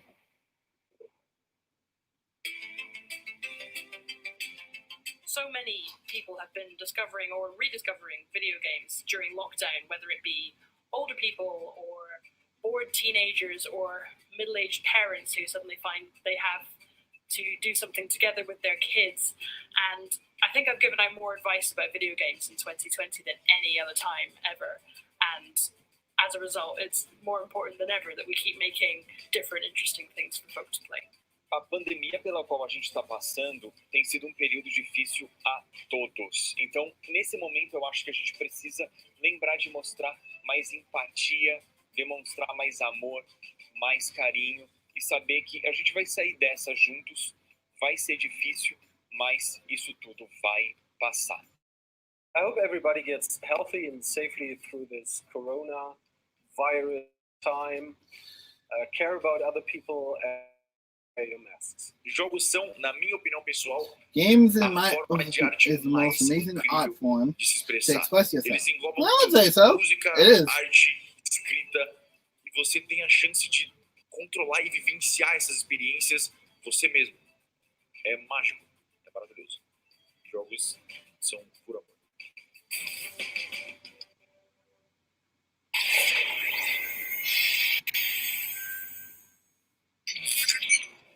Mod. I've heard of that company. Mod Studio Bozell. Oh, they have multiple. What game is this?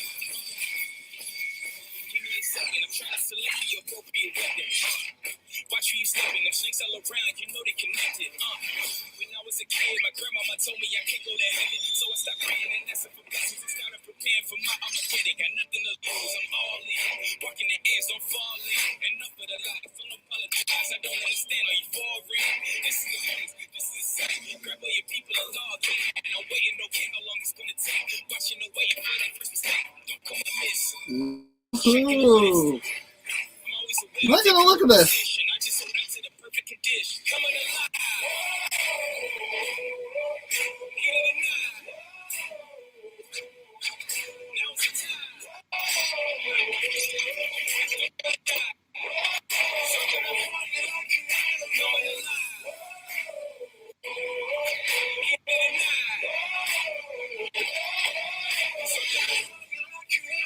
Override 2 Super Mech League.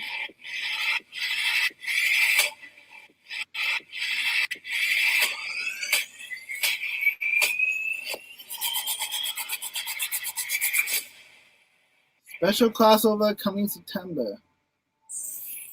Sign up for the beta. Coming to all platforms, including the Switch. Nice. Definitely look at that one then. Officially into hour 2, we've got an hour more of great stuff to show you. Destiny 2 Beyond Light. Stasis, you're going to see a brand new look at that. Fall Guys Season 2 and Ratchet & Clank for PlayStation 5 and so much more across the next hour. Opening Night Live continues, and it just is the start of Gamescom. But right now, on September 25th, Mafia Definitive Edition launches, a comprehensive, built-from-the-ground-up remake of the original Mafia. Tonight, we've got the exclusive debut of the next trailer, called A Life of Reward Too Big to Ignore, which deals with Tommy's induction to the Salieri crime family. Check this out.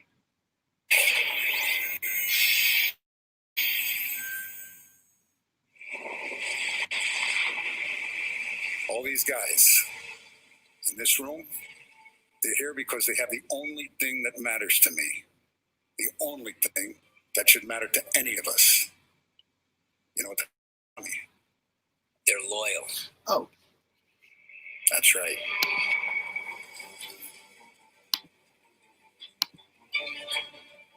One day you're busting your back doing an honest day's work in a city that's been trying to scrape you off its heels since the day you stepped off the road. And then next you're stuffing your pockets full of Salieri's dirty money. Go get him, Tommy! Teach these boys a lesson. Break every bone in their bodies.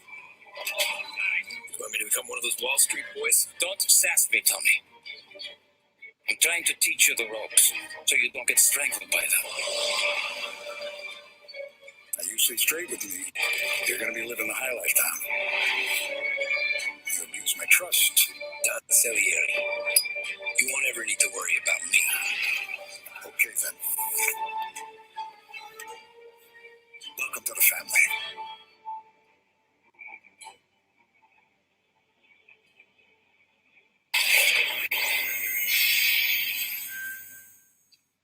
Next, we're going to introduce you to a turn-based multiplayer strategy FPS from a team in Montreal, Canada. Lemnis Gate is coming in early 2021 and has a unique mechanic built around a 25-second time loop. Check this out. Interesting.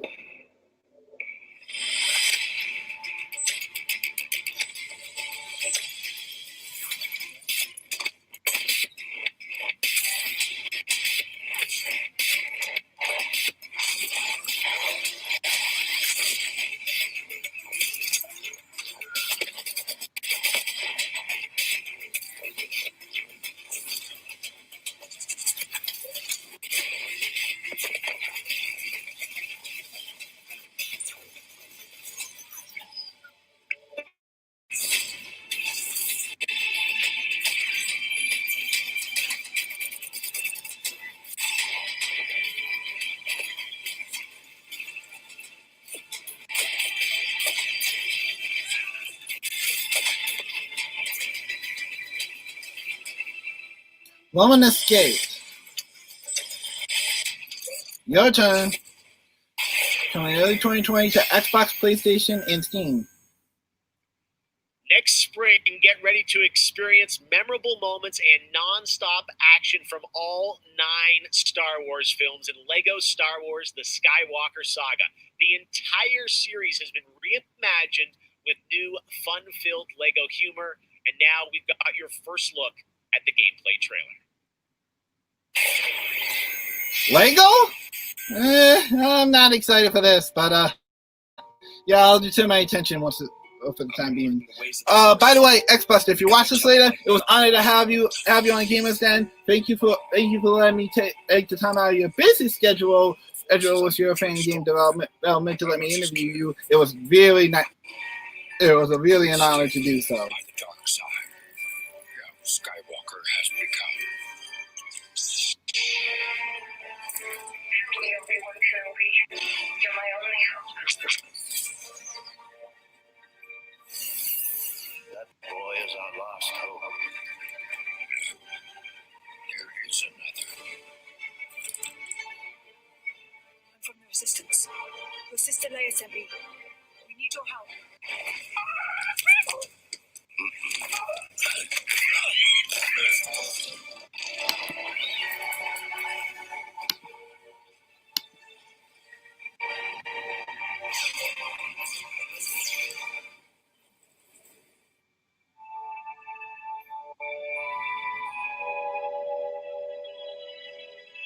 The Force will be with you.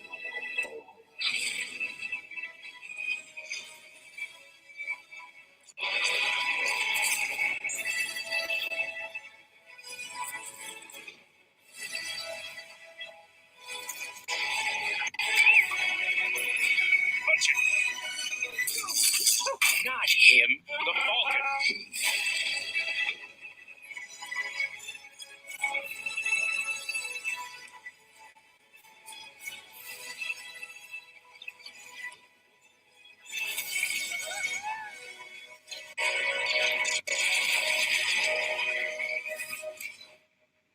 I am a Jedi, like my father before me.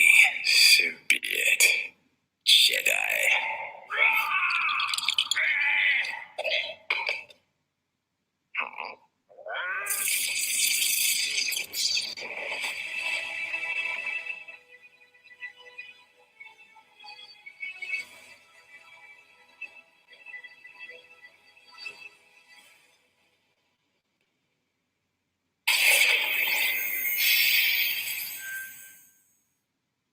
Man, LEGO Star Wars looks so fun coming to next gen as well.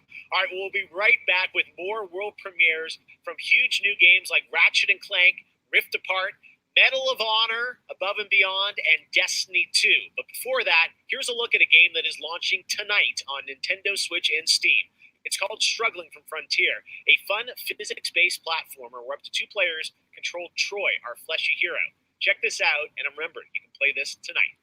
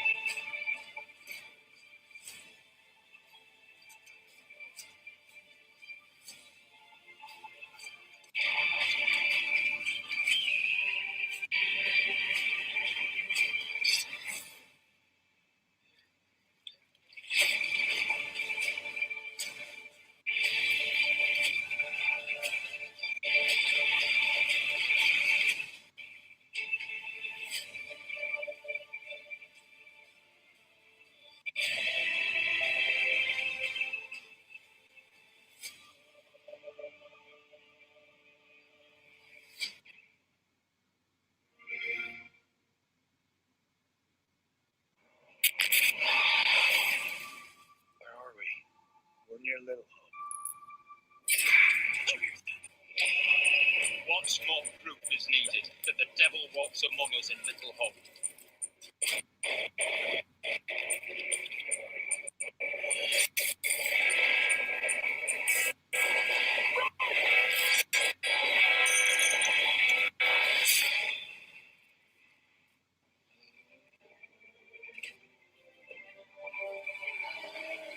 Despacha, Caio.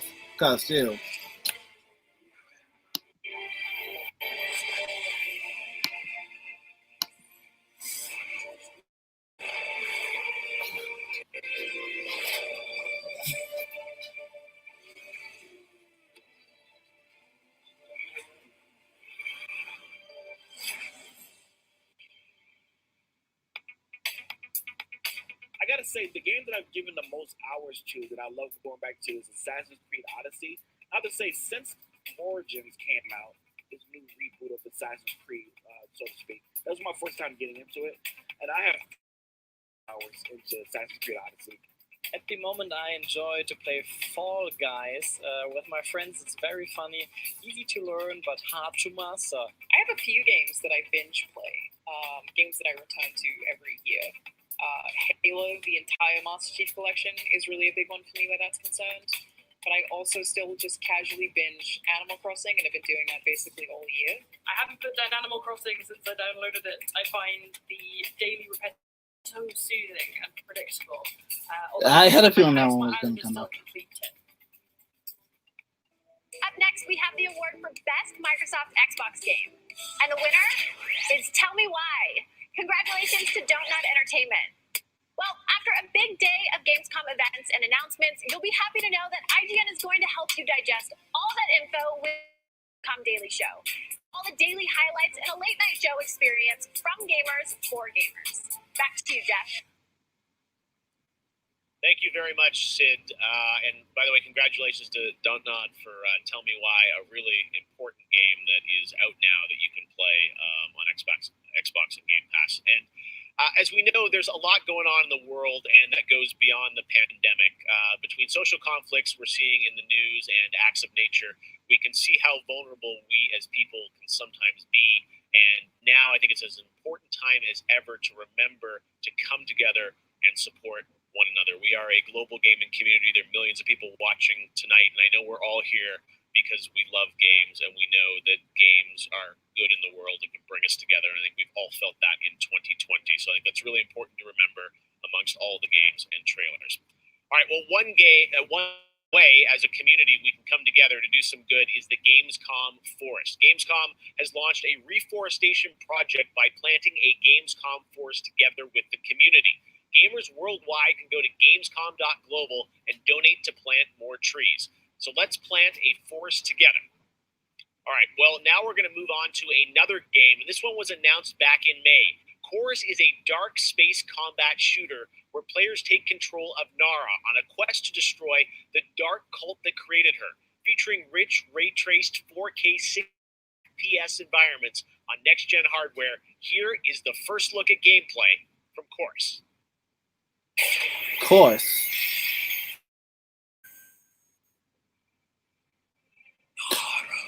Oh, I think I remember this one.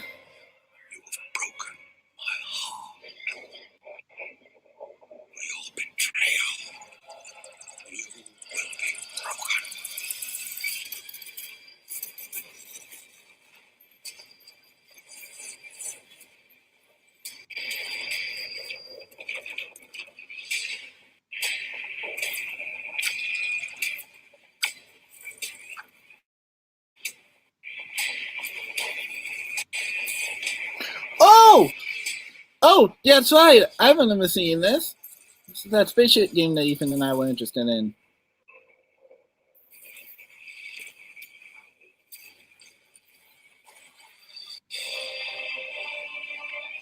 Course.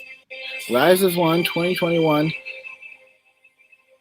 Coming to Xbox, Stadia, and PlayStation.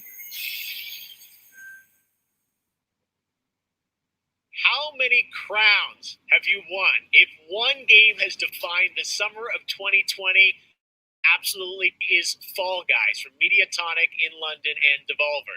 This game is setting records and putting a much-needed smile on everyone's face. Fall Guys, I think, represents our industry at its absolute best. Well, soon the Fall Guys experience will evolve with Season 2. There's a lot of new stuff coming, and tonight, Mediatonic is about to give you an exclusive sneak peek at what's next.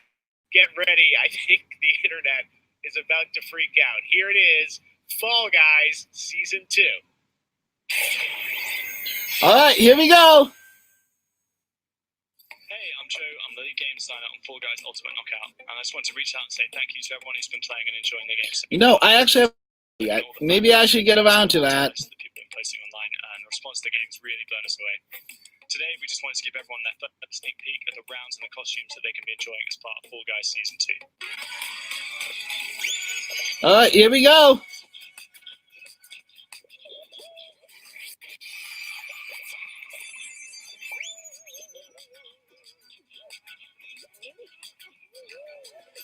In Season 2, you'll be dressing your Fall Guy as a medieval hero and competing across brand new rounds inspired by epic quests from the Middle Ages. Traverse giant drawbridges, dodge swinging axes, and scale movable siege ramps in the quest for ultimate game show glory.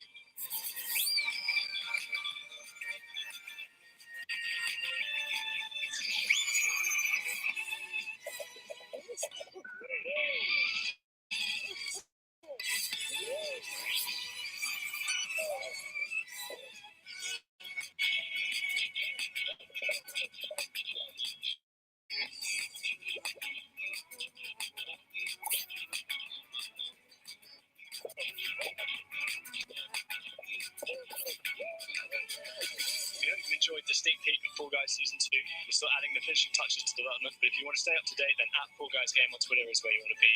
See you on the start line.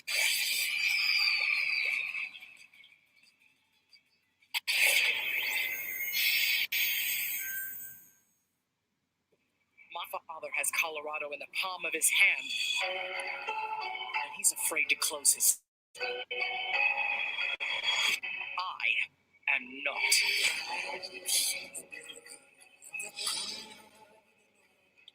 His truth is merging.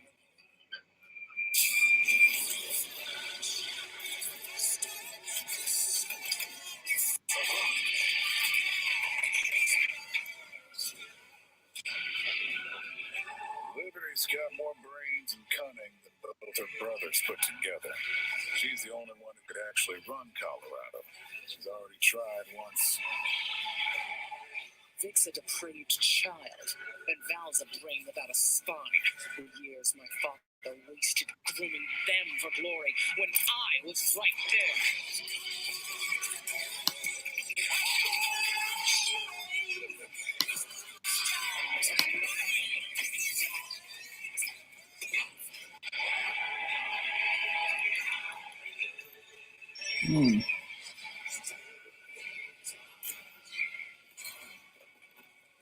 Go back to Arizona, Rangers, and I'll pretend none of this happened. Stay and die alone.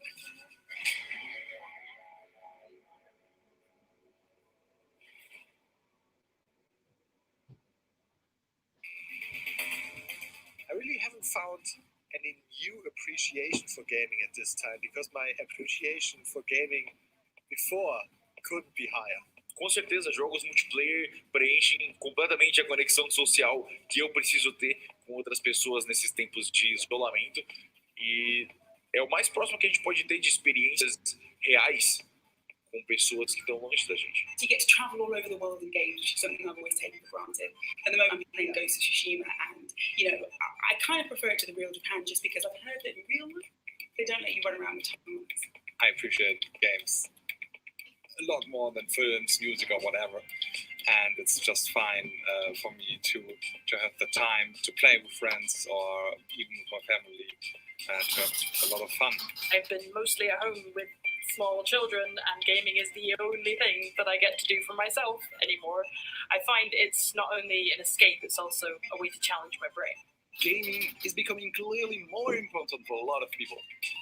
You know, play is a natural instinct, and from Animal Crossing to The Last of Us Part 2 or Ori, yes, it's definitely an incredible time now to be a gamer, yes.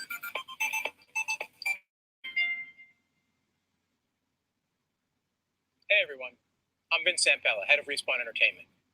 When we set out to create Medal of Honor Above and Beyond, we knew we wanted to bring the series back to its roots.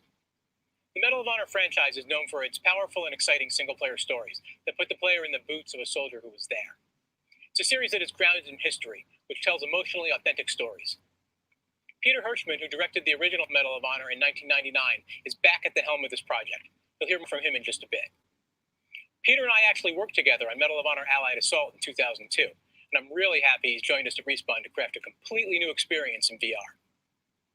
The team is creating a riveting and emotional journey through World War II never seen or played. It weaves in the personal stories of the veterans and survivors of the war through powerful interviews that help set the stage for what players will experience. It's more than just a game.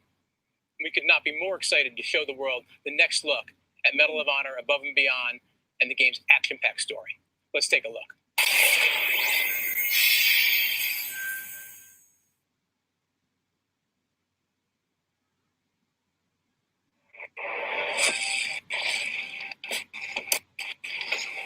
I know this is the first time some of you will see combat. I know you're scared. Let me be clear with all of you. I'm scared too.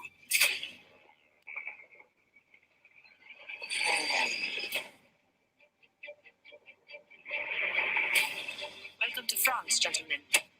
I lead the local resistance cell. Something big is happening inside Gestapo headquarters, and we don't know what it is. We're gonna have to improvise here.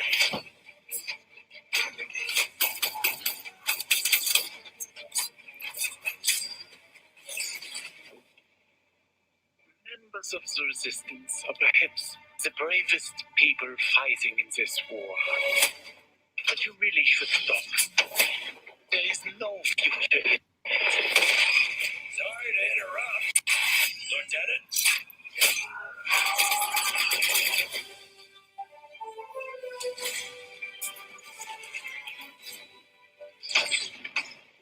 Wild ride, but we'll get you there. Jet fighters, brace yourselves.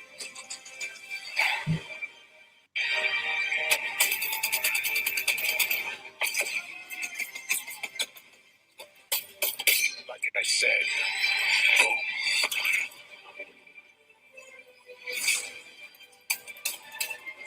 There are things, the people I'm willing to sacrifice myself for.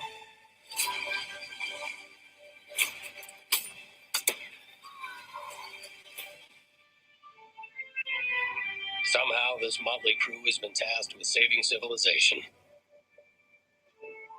God help us all.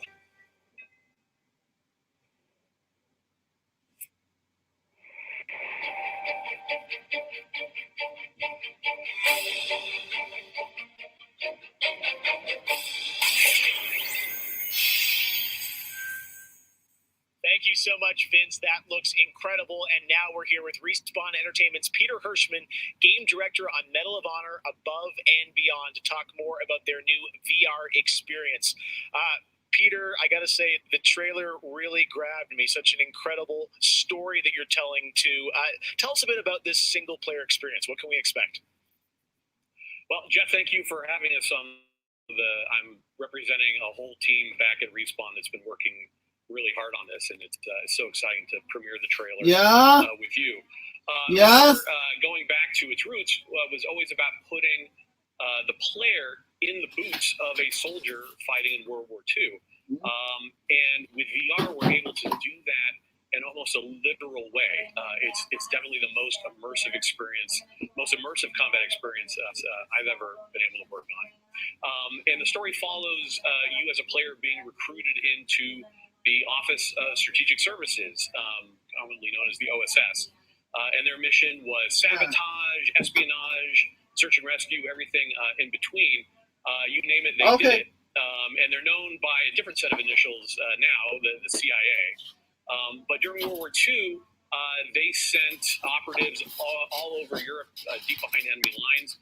And that allows us to tell a story where you get to go to these places and locations and participate in events that really helped shape the outcome of the war. One of the things I love about the trailer is you can tell there's a lot of interactivity in the environment. Emergent game player, you got the piano and other things in there. Tell us a bit about how you're using that to tell the story. It seems like it's all kind of through a first-person perspective, but there are some story sequences. How do you tell the story? Oh, well, we shot over 120 pages of narrative, which is more than some feature films. We had a huge international cast of phenomenal actors, and it was fantastic. And the story follows a classic three-act structure. Act 1 is working with the French resistance, getting ready for the invasion. Act 2 is D-Day itself and the fight to get to Berlin. And then the third act is dealing with the Nazi secret weapon program, which involved things like the 262 jet and the V2 rocket and things that could have really turned the tide of the war if we hadn't stopped them. So you get to go on this journey, this story. And the story is shot all from your perspective. Because it's VR, your head is the camera. We don't have cutscenes. We don't have edits. Everything revolves around your perspective. So you experience this story completely in first person as if you are there. So it creates a much more intimate and emotional connection with the characters and the things going on around you. It was an incredible way to shoot. One of our actors stood in for the player throughout the 3 weeks that we were on stage. And all the actors are always reacting and talking to you directly. And in VR, it's such a powerful thing. It's all about building that emotional connection. And it just makes the experience far more authentic.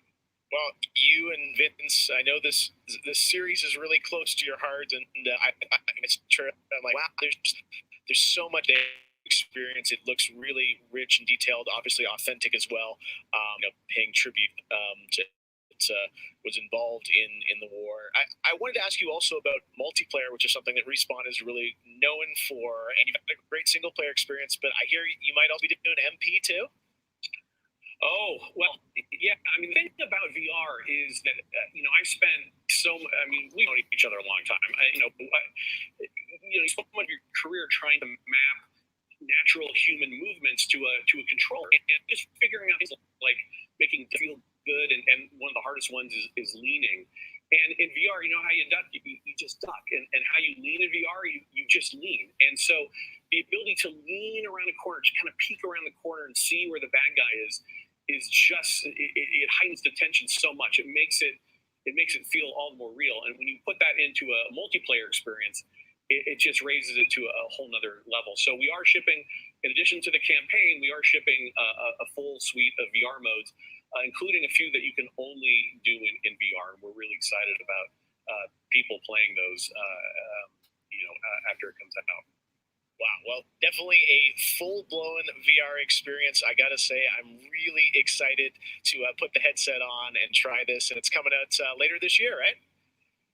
Coming out holiday, so fasten your seatbelts.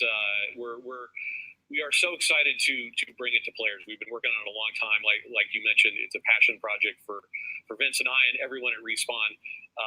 It's a wonderful full circle experience for a lot of us that started our careers working on those original set, going back first one and Allied Assault, and now to be able to bring Above and Beyond to a whole new generation is one of the most exciting things we've been involved in.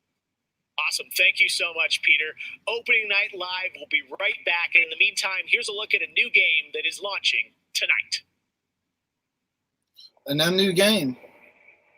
The world was broken, fractured by the magic the Valkyries said they would protect us from. Spellstorms still rage across the ruins of the Hollow-Lands. This is proof, they said. It isn't safe. It can't be controlled. Magic cannot be used.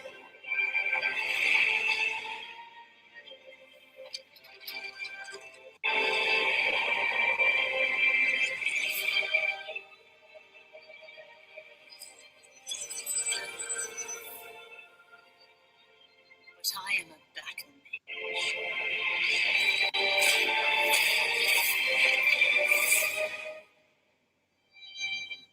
I have broken my vow, and now I fight to break free.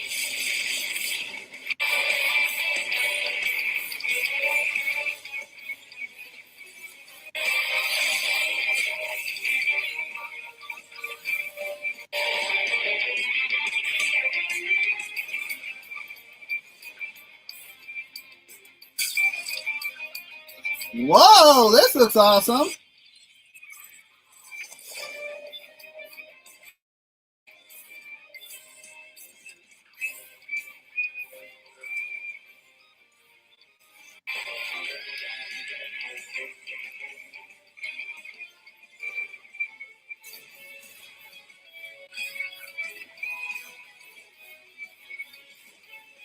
Wait, I feel like I know this game.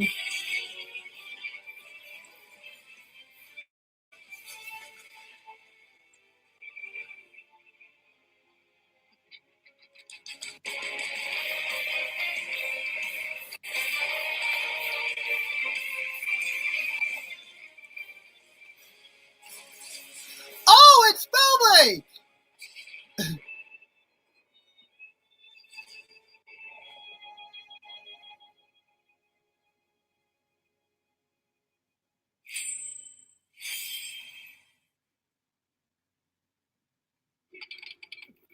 Launching September 3rd.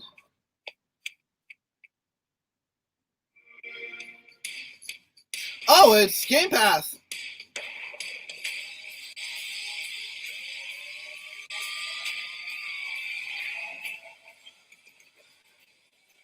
Xbox Game Pass.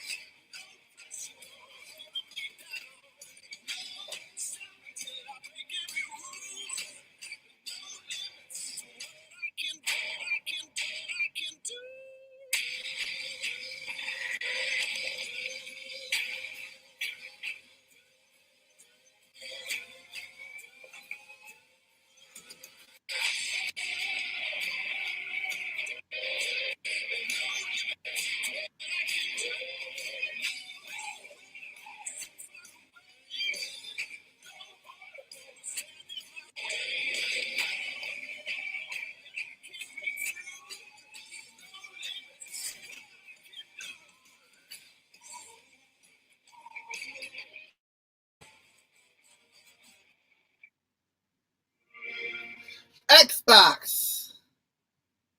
So many great games in Xbox Game Pass, and many of tonight's games are in it as well. Every year at Gamescom, we like to highlight some incredible games made in Germany. And tonight, we have a special announcement about one of the most legendary German games of all time, created by Factor 5. Enjoy. Ooh. 最初タリカンの音楽を聴いた時に曲が素晴らしいだけじゃなくてアミガのサウンドそのものも素晴らしいと思いました。日本じゃ本当に聞いたことがなかった音楽でした。 Factor 5 was so far ahead of the curve, and each of their games pushed game technology as far as possible. I'd say they're one of the greatest indie developers of all time. サウンドはすごいわ、グラフィックは綺麗だわ、ゲームプレイも滑らかで満足いくものだわで、本当にすごかった。今回タリカンのコレクションが出る、とても嬉しく思っているし、これはまた当時みたいにみんなに見せて歩きたいなと思っています。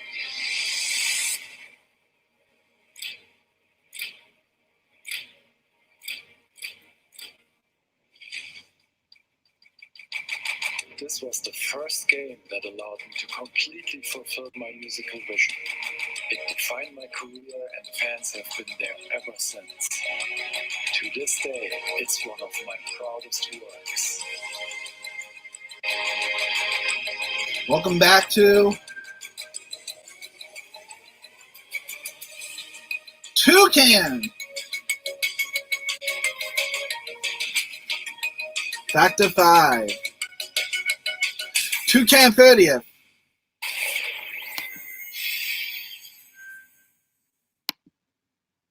In June, Bungie revealed a new era of Destiny 2 that starts on November 10th with Beyond Light. For the first time ever, Guardians will add a elemental power to their arsenal, the dark power of Stasis. With Stasis, players will take on the powers of darkness to control and dominate the battle. Here's an all-new look at Stasis from Destiny 2 Beyond Light.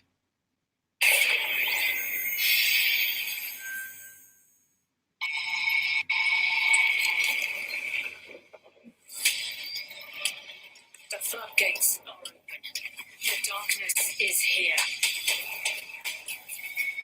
As you step away from the light, you need only look inward. Focus your power. Let it grow. Our fight is far from over.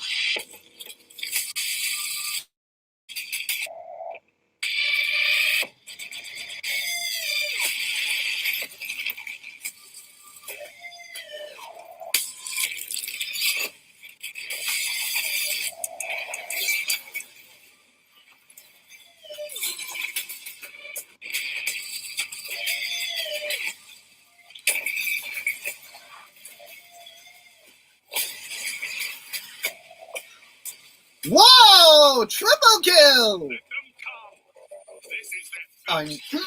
Triple kill.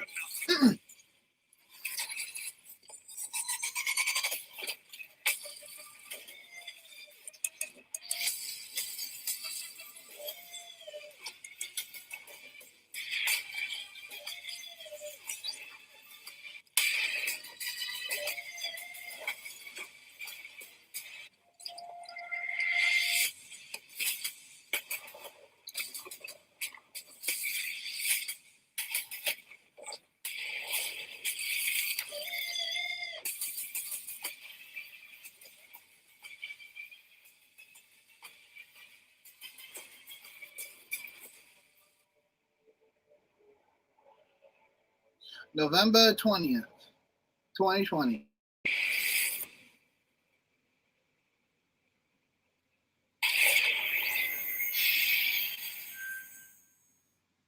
One more award to give out tonight, and that is Best Sony PlayStation Game. So, without further ado, the winner is Cyberpunk 2077. Congratulations. Of course, there are even more awards than the ones I announced tonight. So check out the Gamescom Awards user voting, where you can vote for your favorite streamer, Gamescom's Most Wanted, and Best of Gamescom. The winners will be revealed at Gamescom Best of Show, along with cool cosplayers, esports, and more. So tune in on Sunday, August 30th at 8 p.m. Central European Time to see the grand finale of of this year's Gamescom, where we give gamers the stage. That's it for me tonight, but before I turn it back to Jeff, I just want to say that I hope everyone out there is staying safe and healthy. We're all in this together, so take care. Back to you, Jeff. Thank you very much. It's great to have you on the show again this year. All right, well, a lot of people have been wondering, what will the next generation of gaming feel like? How will it be different? What is that generational difference? Well, back in June, we saw the announcement of Ratchet & Clank Rift Apart from Insomniac Games, a title which uses the power of PlayStation 5, the SSD hard drive, and the DualSense controller to create an experience that Insomniac says is only possible on brand new hardware. Well, now it's time for you to decide if you see the difference. Here's an extended, uninterrupted demo of live PlayStation 5 gameplay of Ratchet & Clank Rift Apart. Enjoy.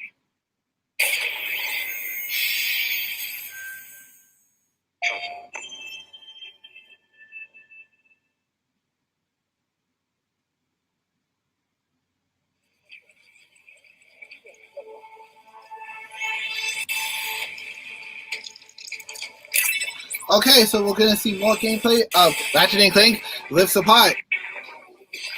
Whoa! What's happening?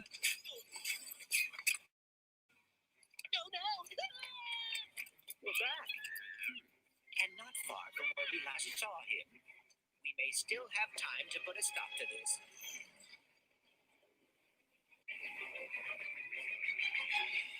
I think I found the boss back. Oh dear.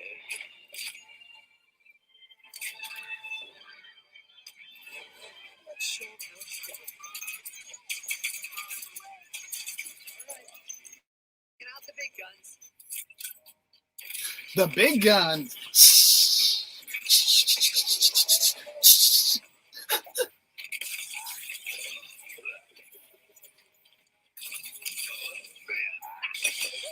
Feels good that he's back in action.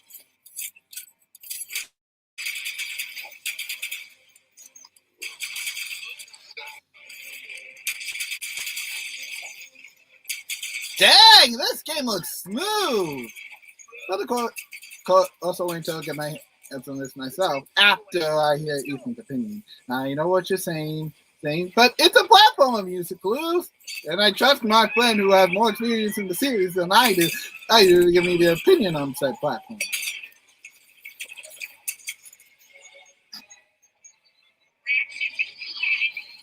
been looking everywhere for you.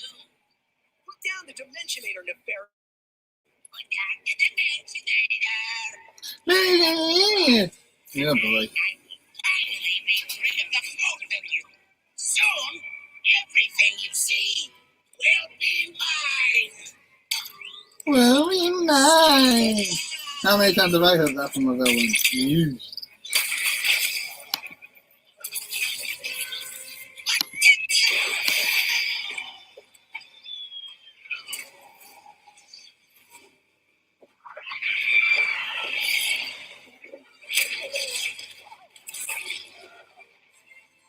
Was that supposed to happen? Hitting Nefarious's device seems to have destabilized reality. The bridge is shot. There has to be another way across. The rifts appear to react to your device. Try pointing it at one of them.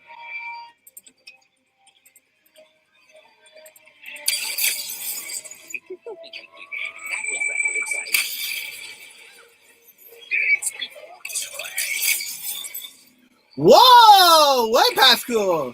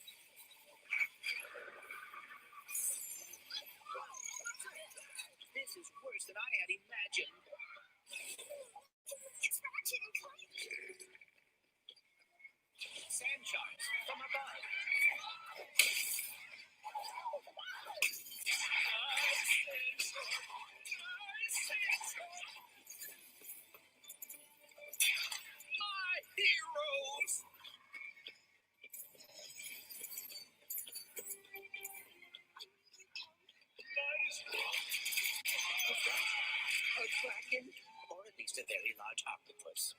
Sled. I hope it's a very large octopus because I don't want to be.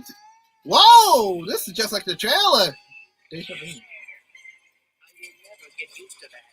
Hey, at least we're on the same planet this time. Nefarious is on the other side of that building. Let's get moving before he does anything else to break reality.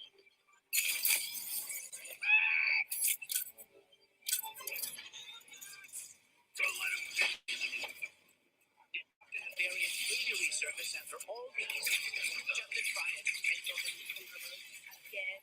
Yeah, I kind of wish he was doing a worse job. He must have more planned than he is telling us. That's what I'm afraid of.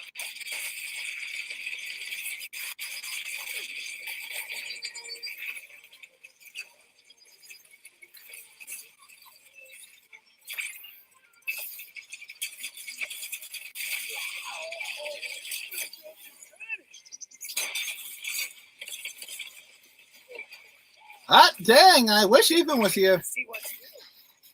Yo, I have to send this to him afterwards. He'll definitely want to see this.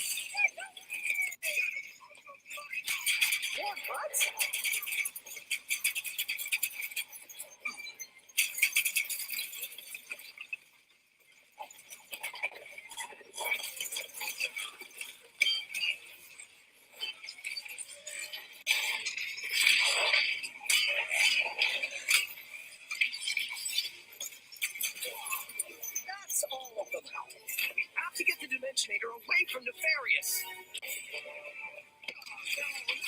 Whoa! The dimensions are weakening considerably.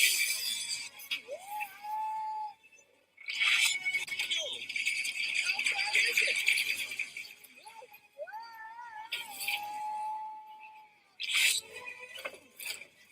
Well, it is certainly not good.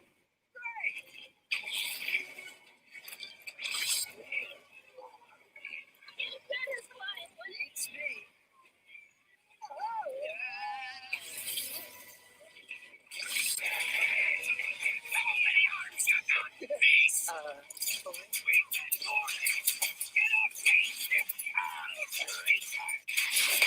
You get off the ship.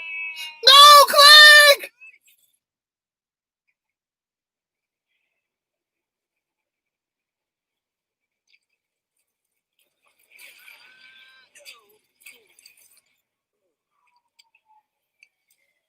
Ratchet. We are late. Ratchet? Who?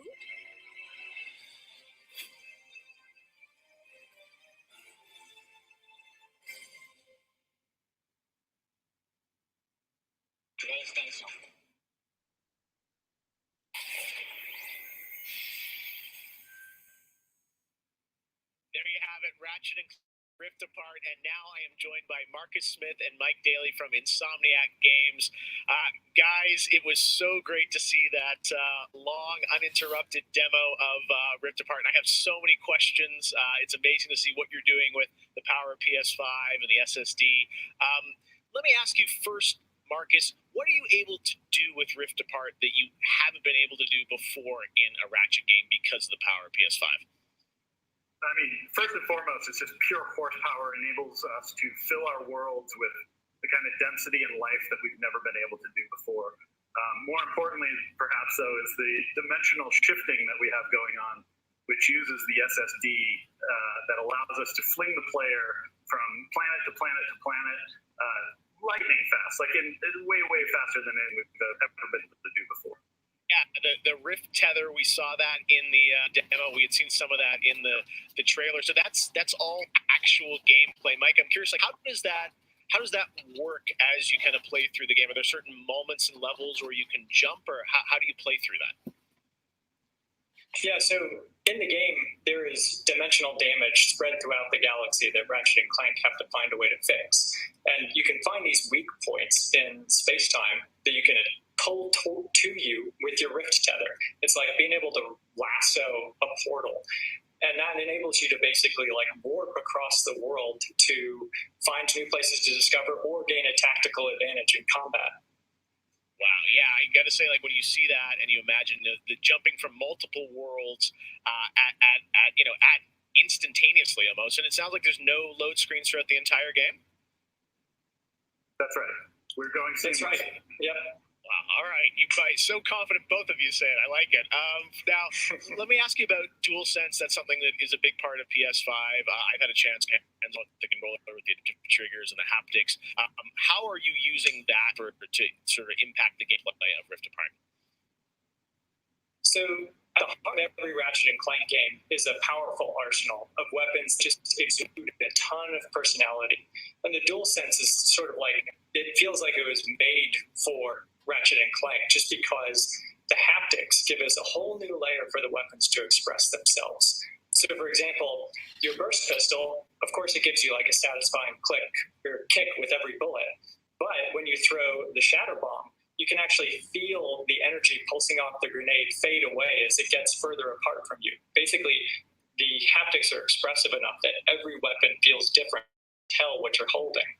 But of course, the adaptive trigger takes that to a functional level where, in addition to the trigger pull feeling unique, we can actually use that as a super intuitive way to add alternate functions to the weapons.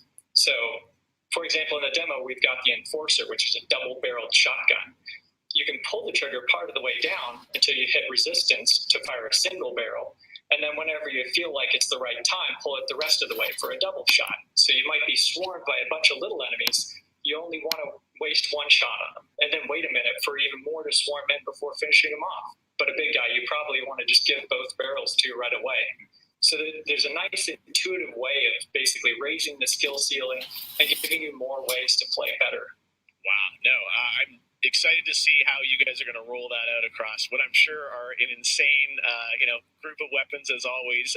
Plot-wise, Marcus, tell us a bit about this game. I think some fans have wondered, does this tie into the movie plot line, the game plot line? Like, how it would tell us in the Ratchet-verse where this sits. Yeah. Well, canonically, this is an extension of Ratchet and Clank Into the Nexus, the 2013 game. But it's a standalone adventure, so it's one that even if you've never played a Ratchet and Clank game, you can get into okay, it. so technically, this is a somewhat sequel to Into the Nexus, you're gonna which see a lot of means that the recurring reboot of Ratchet and Clank is planets basically by itself. see them all through a whole new light of multiple dimensionality. Yeah, no, this Rift Tether thing I think looks really exciting. And how often, is that something we saw in the demo? Is that something you're going to see frequently in the game? Are there special moments? I guess I'm curious how often you use that technique for gameplay. So the Rift Tether has created these anomalies all throughout the galaxy. You'll encounter those pretty often. There's even a few more types of dimensional damage you'll encounter that we haven't shown yet. Now, being pulled between worlds, that's localized to chasing after Dr. Nefarious in the demo.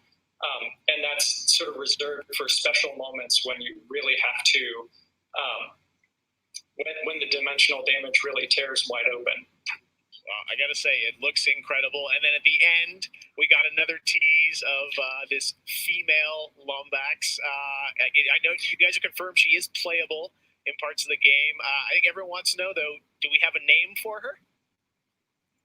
The world is more interesting with mysteries, and we're going to have to keep this one a little longer. Do we get a number of letters in her name or anything? Too many smart people on the internet. They'll figure it out right away. She's not named Abby, though, right? All right.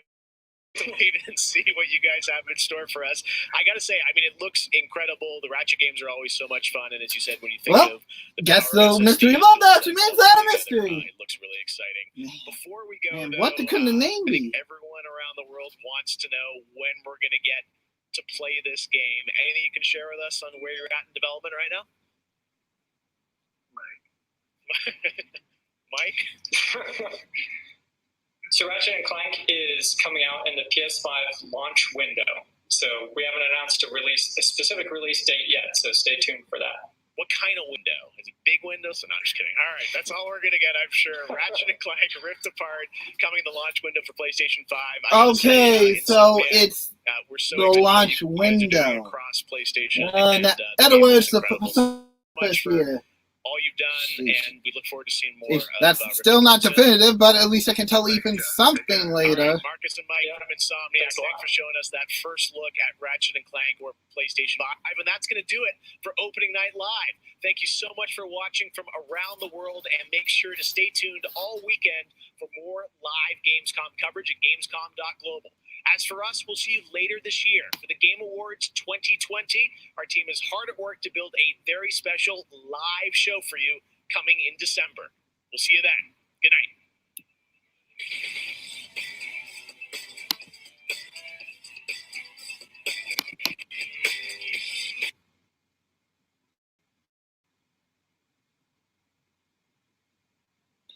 All right, and that's it. Guys, for the Gamescom Live. That was probably one of our longest live streams for a while. So yeah, that's all for now, guys. I will keep you guys updated on IGN on all the stuff from IGN's live stream. Be sure to stay clued for more information from me about Culture Capture, where me and Ethan will recap all the news on anime, movie, and games. Lots of games this week. That's all for now. I will see you guys later. And if you pardon me, I got to tune into IGN's Gamecom stream so I can keep up to date on the latest. See you guys later. MC out.